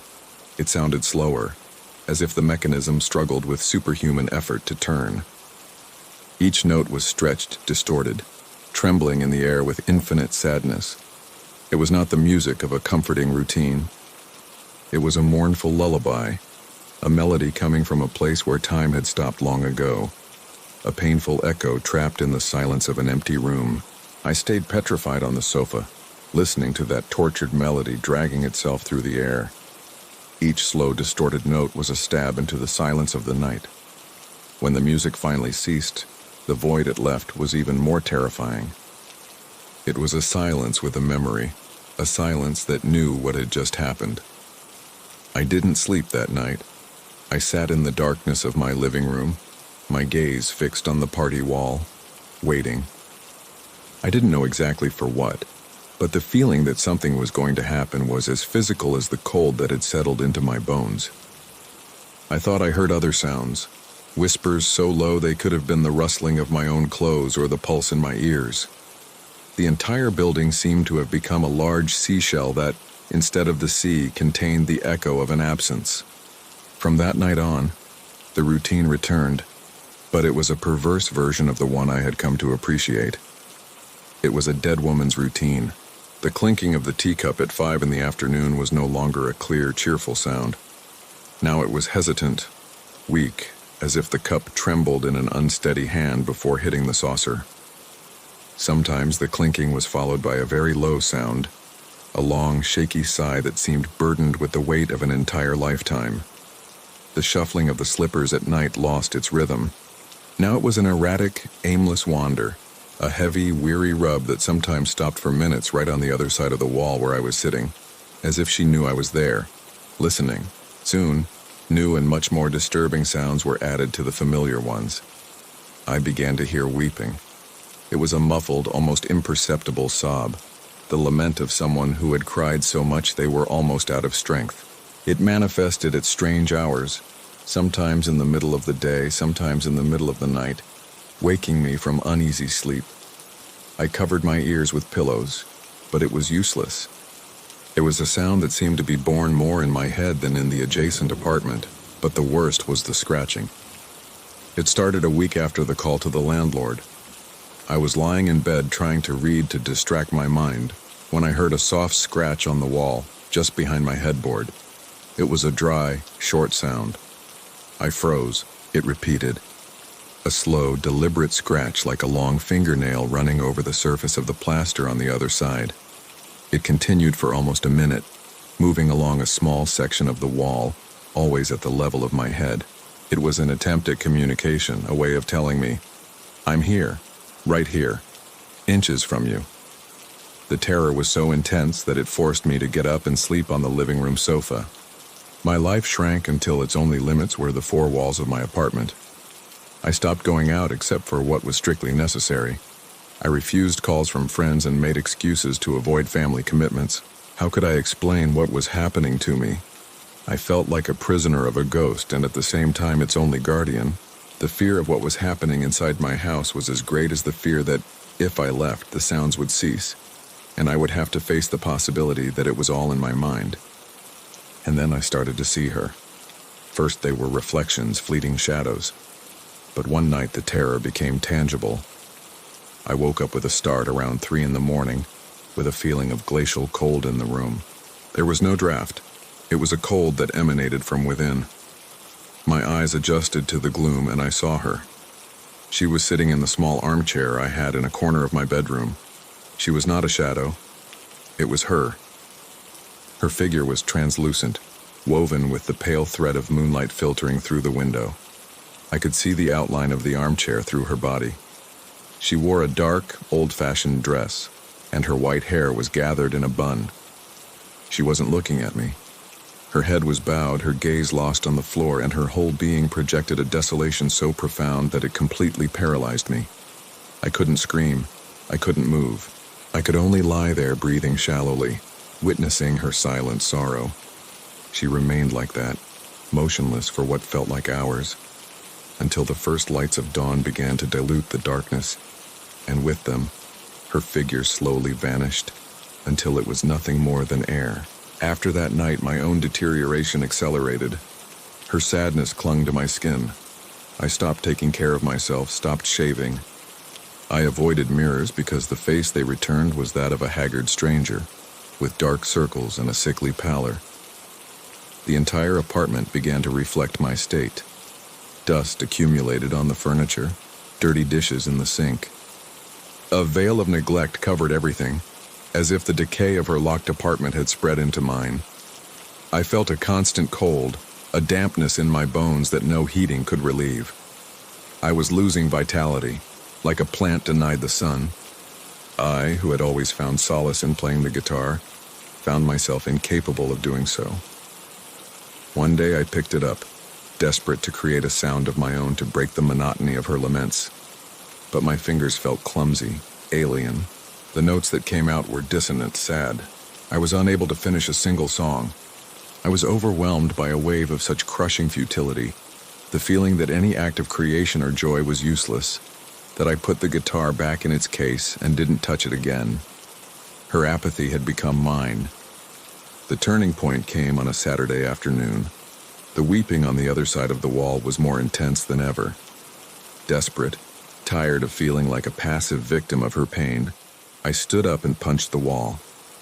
"What do you want from me?" I shouted, my voice broken by anguish. "Leave me alone." Instantly, the weeping ceased, and in its place, the scratching began again, this time frenetic, desperate. She was scratching the wall like a caged animal. And amidst that horrible sound, I heard a voice. It was a faint, raspy whisper, like dry leaves dragged by the wind, but I understood the word perfectly. Alone. The voice repeated the word again and again. Alone. Alone. Alone. And I understood. She didn't want to hurt me. She didn't want to scare me. She just wanted company.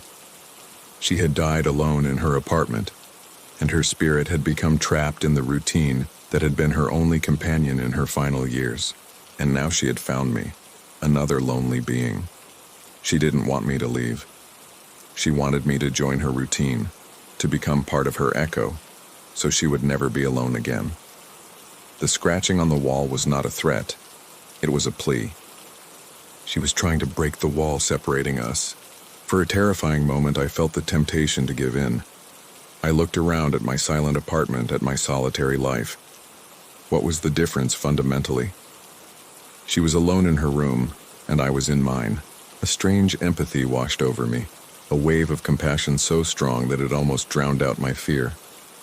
Maybe, just maybe, I could get used to it.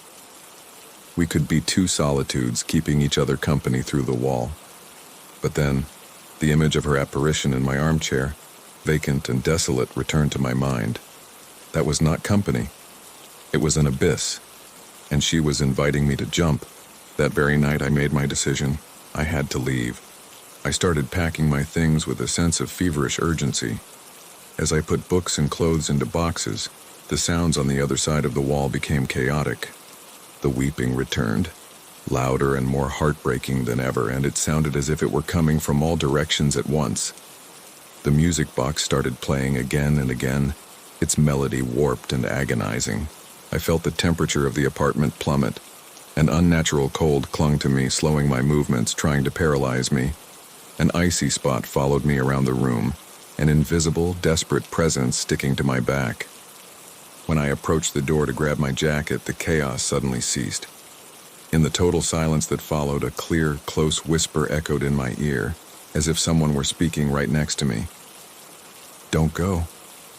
That final, intimate, and personal plea broke my paralysis. The instinct for survival prevailed over the sorrow and the fear.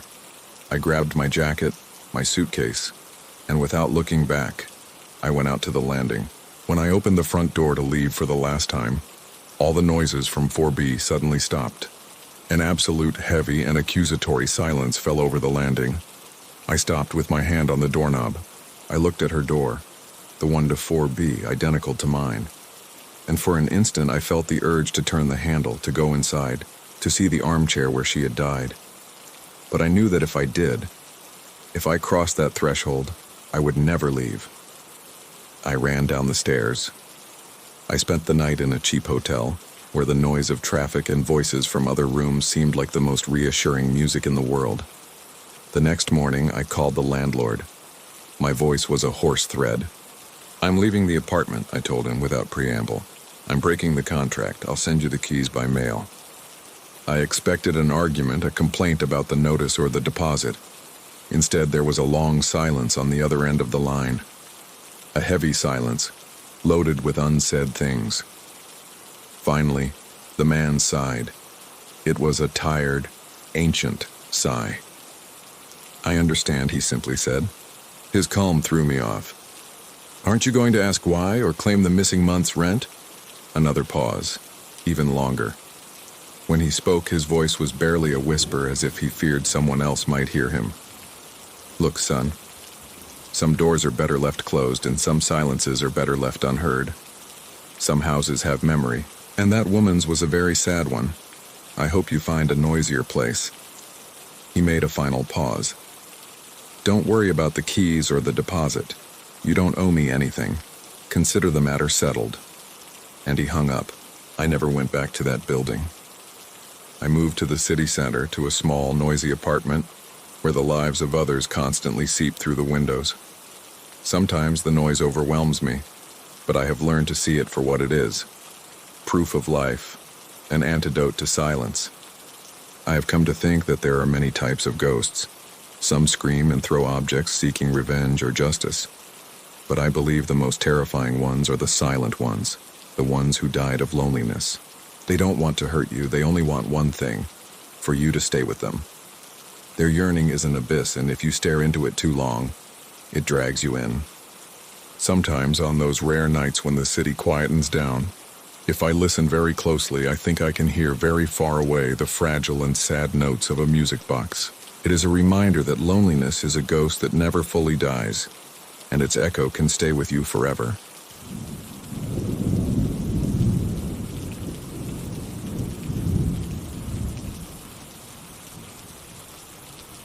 I reached the coast on a gray, late autumn day, under a lead-colored sky that threatened to collapse onto the sea.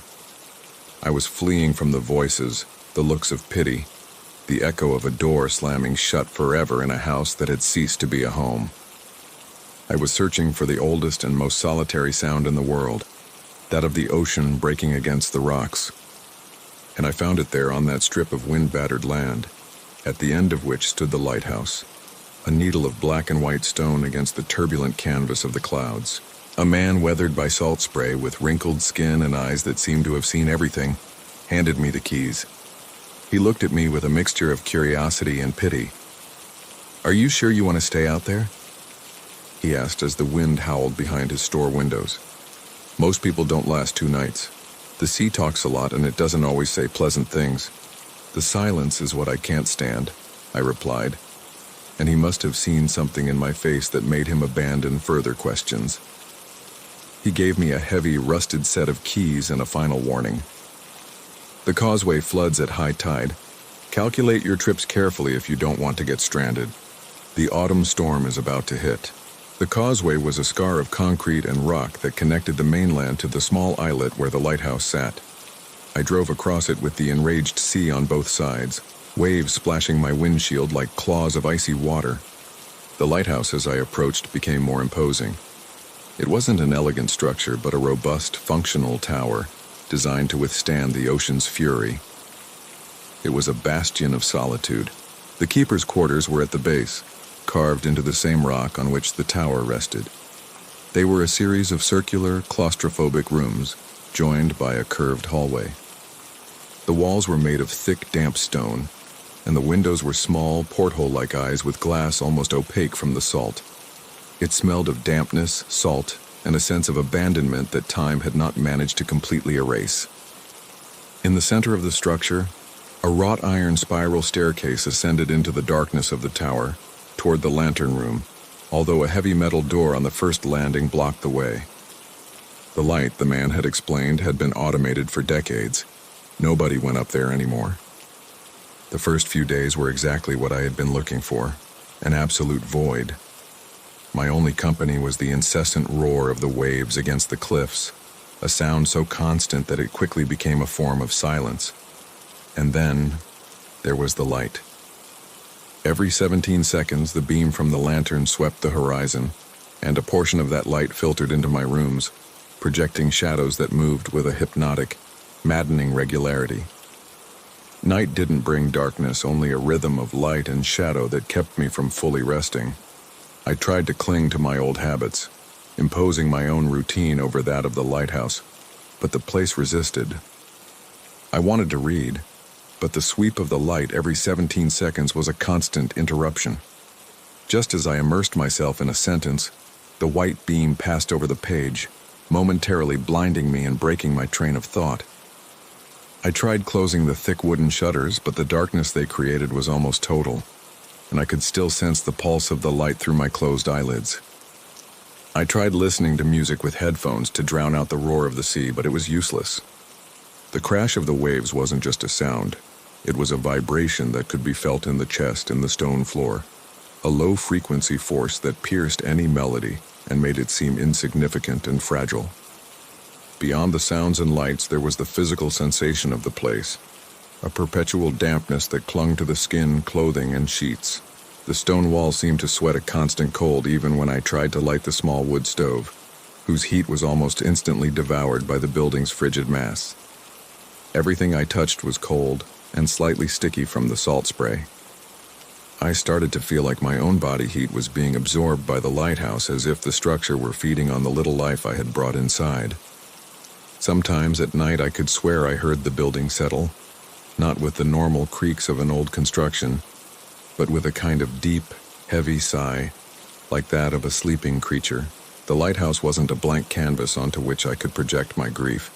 It was an entity with its own heartbeat, a metronome of light and sound that was slowly dismantling mine, imposing its will over my own.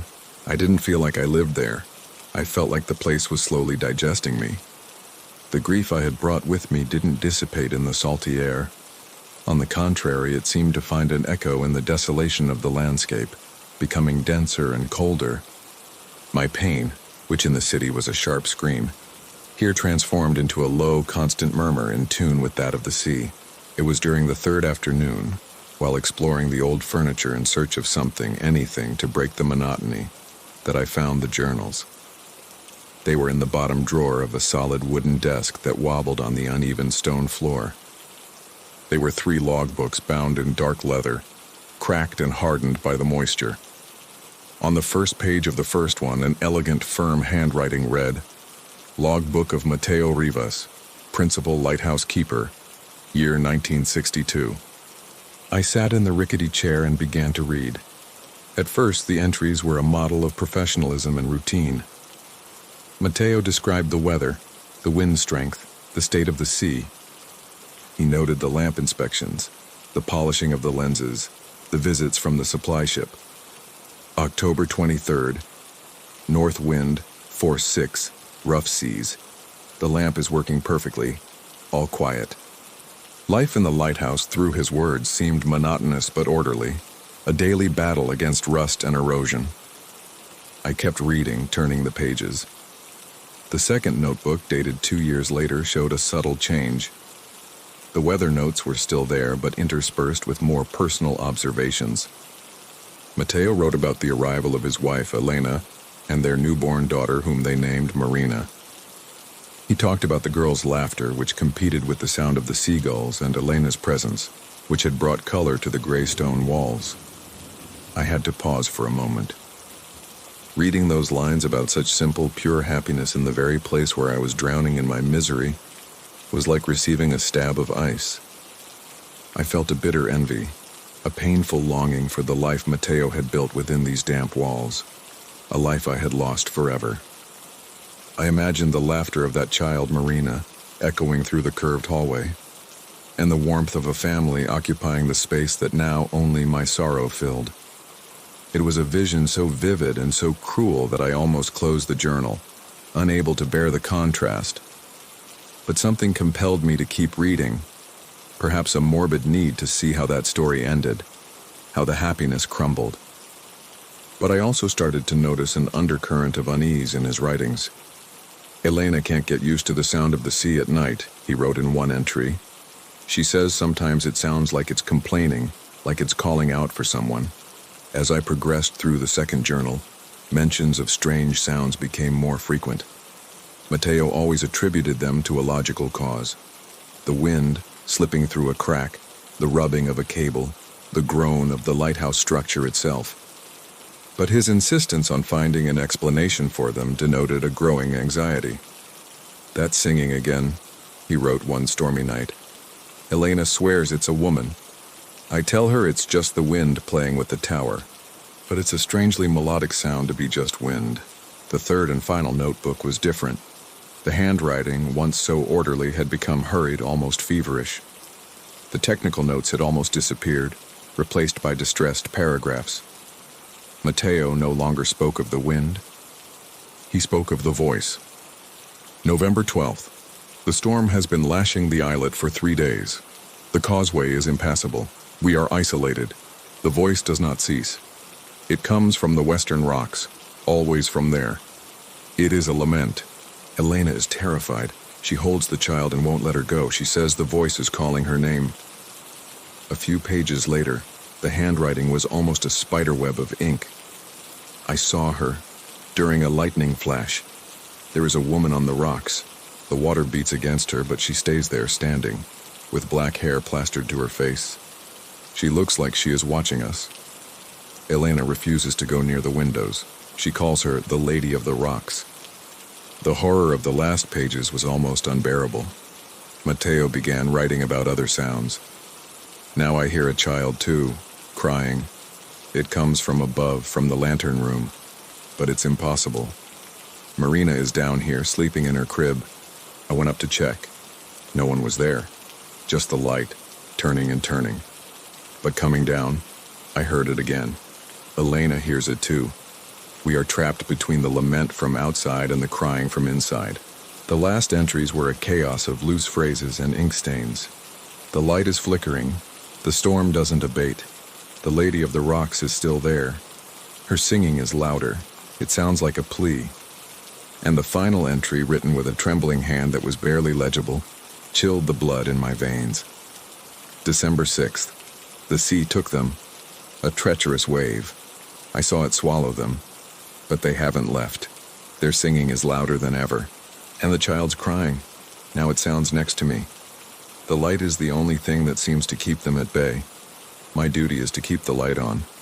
Always. I must keep the light. After that entry, the rest of the journal pages were blank. I closed the notebook with trembling hands. I got up and looked out the porthole. The sky had darkened considerably. The wind, which had been constant since my arrival, now howled with increasing fury, and the rain began to hit the glass hard. The sea was a mass of white foam and gray waves that crashed against the islet with the force of a hammer. The causeway that linked me to the world had disappeared beneath the violent water. The storm the man in the store had warned me about wasn't about to hit. It was already here. I was trapped. And it was then, in the first lull of the wind, that I heard it. A distant, high-pitched, sustained sound. A long, trembling note that slipped through the roar of the storm. It was unmistakably a voice, a woman's voice singing a desolate, wordless melody, a lament that came from the rocks. The outside world had become a chaos of water and wind, a primal clamor that seemed intent on dismantling the islet rock by rock. But inside my quarters, the only sound that mattered was that supernatural lament. It filtered through the stone, through the din of the waves, a thread of pure desolation that coiled directly around the back of my neck. A part of me, the rational part, the one that had survived modern life, screamed that it was the wind, a strange acoustic phenomenon produced by the storm hitting the cliffs. But Mateo Rivas's journal weighed on my mind like a slab. He had started this way too, looking for logical explanations for the inexplicable.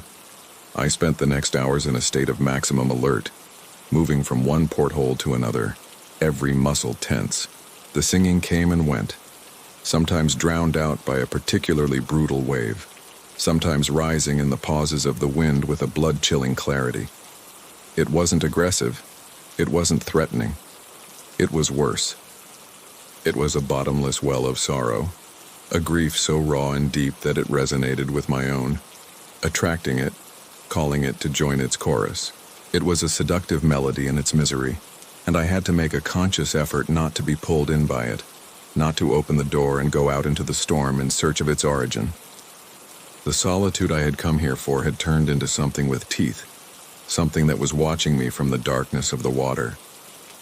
Exhaustion finally overcame me. I collapsed into the old armchair in the living room, Mateo's journal still on the side table, and fell into a feverish, fragmented sleep. In it, I didn't see the Lady of the Rocks, but I heard her with absolute clarity. Her lament was the backdrop to my own nightmares, to the memories I had tried to bury beneath miles of sea and stone. The door of my old house closing, the unnatural silence of a child's room, the weight of an absence. The woman singing and my own pain intertwined, becoming one and the same, until I no longer knew which sorrow was mine and which was hers. I was awakened by a different sound. It wasn't the sea, nor the wind, nor the lament. It was crying. A high-pitched, intermittent, unmistakably childlike cry. My heart leaped in my chest, a painful echo of my own loss. I bolted upright in the armchair, holding my breath. The storm still roared outside, but the crying seemed to come from inside, from above, from the tower.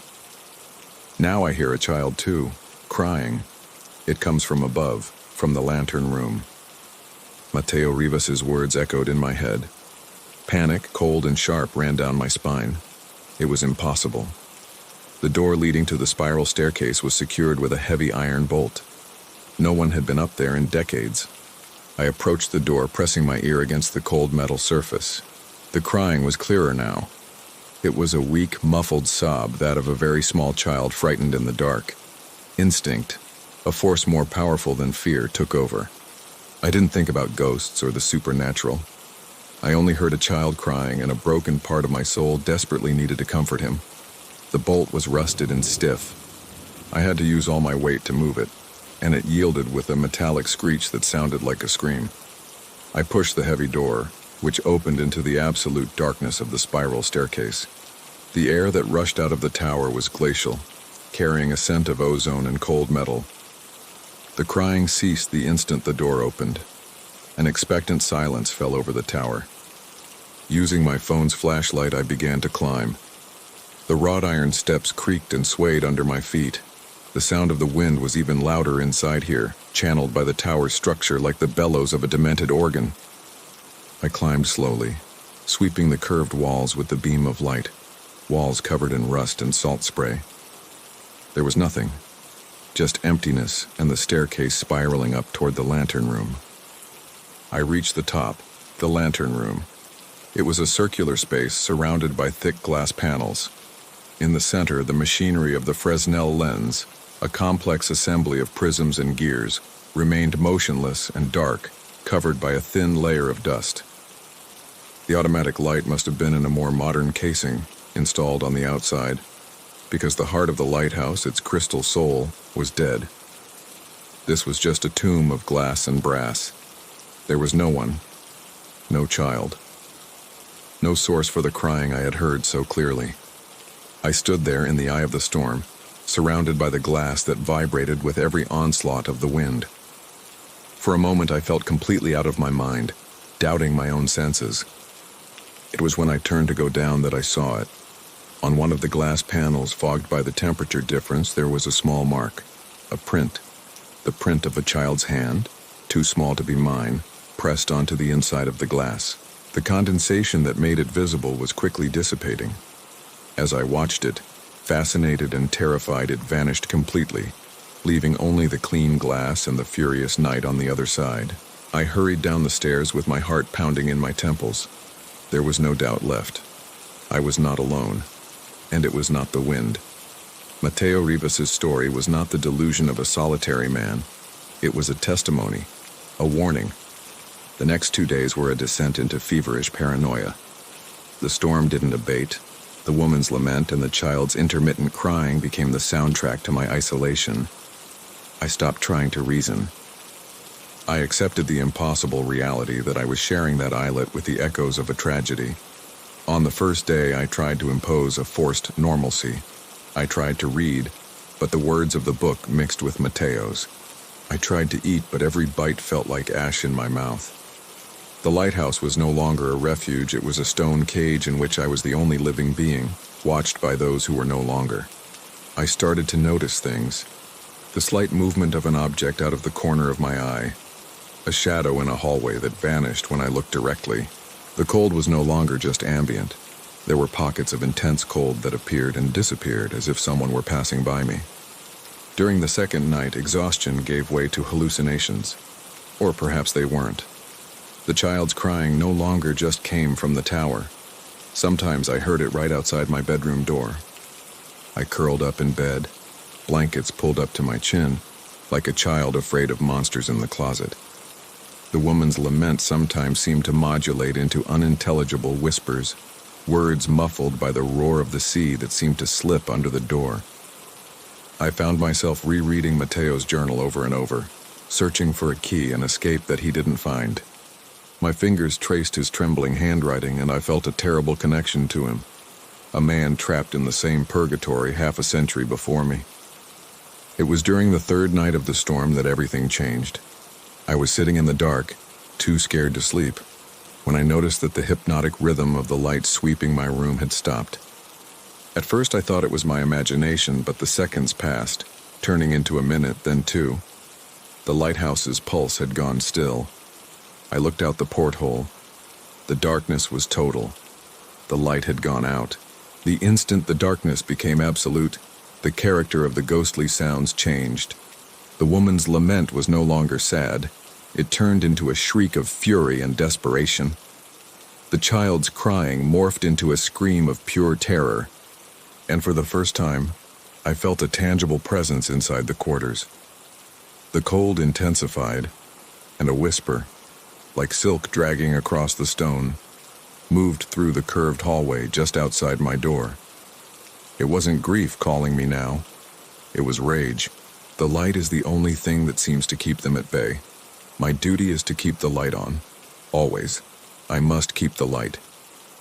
Mateo Rivas's last sentence exploded in my consciousness, no longer as a memory but as an order, a fundamental truth. The ghosts weren't simply trapped here. They were contained by the light, and I had let it go out. Panic gave me a strength I didn't know I had. I ran out of the room and climbed the tower stairs 2 at a time, the phone's flashlight trembling in my hand. The woman's shriek seemed to follow me, amplified in the stairwell. Reaching the lantern room, the first thing I did was look out at the sea. The darkness was an abyss. A ship, caught in this storm, would be sailing blind, heading straight for these rocks. I had to turn on the light, but the automatic machinery was outside, inaccessible in the middle of the storm. My only option was the old lamp, the crystal heart that had been dead for decades. I rushed toward the mechanism. It was a large kerosene lamp, a 19th century engineering marvel. I fumbled for an access panel, my fingers slipping on the cold brass. I found a hatch and opened it. The reservoir was dry, of course. I searched frantically around the room, opening old rusted metal cabinets. In one I found what I was looking for. Several cans of kerosene, forgotten there for half a century, and a box of long matches. My hands were shaking so much I could barely hold the can. I poured the liquid into the reservoir, the acrid smell filling the air. Then I opened the matchbox. The first one broke. The second didn't light. The whisper on the stairs grew closer. On the third attempt, the flame caught, a small defiant spark of life. With infinite care, I brought the match to the wick. It caught with a soft thwomp, and a warm orange light filled the lantern room. It was a weak light, pathetic compared to the powerful electric beam, but it was light nonetheless. I began to desperately crank a handle that was part of the old clockwork mechanism, the one that rotated the lens. With a groan of gears that hadn't moved in 50 years, the enormous structure of glass prisms began to slowly turn. A beam of orange light, warm and alive, burst out of the lantern and swept the night for the first time in decades. The instant the light touched the sea, the woman's shriek stopped, cut off in mid-cry. The child's crying vanished. The whisper on the stairs disappeared. The silence they left behind was deeper and more terrifying than any sound. Exhausted, I leaned against the wall looking at my handiwork. The weak light turned, a resurrected guardian. It was then, as the beam completed its second sweep over the western rocks, that I saw her. She wasn't a vaporous apparition. She was there, solid and real, standing on the most exposed cliff. A woman in a soaked, dark dress, her black hair plastered to her face by the wind. She wasn't looking at me. She was looking at the light, her face a mask of longing and an unfathomable hatred. And next to her, clinging to her dress, was a small, translucent, almost invisible child, the Lady of the Rocks and her son. They weren't lamenting. They were waiting, and I understood the terrible truth of the lighthouse. They didn't demand a keeper to keep the light on for the sake of sailors. They demanded a keeper to keep them at bay.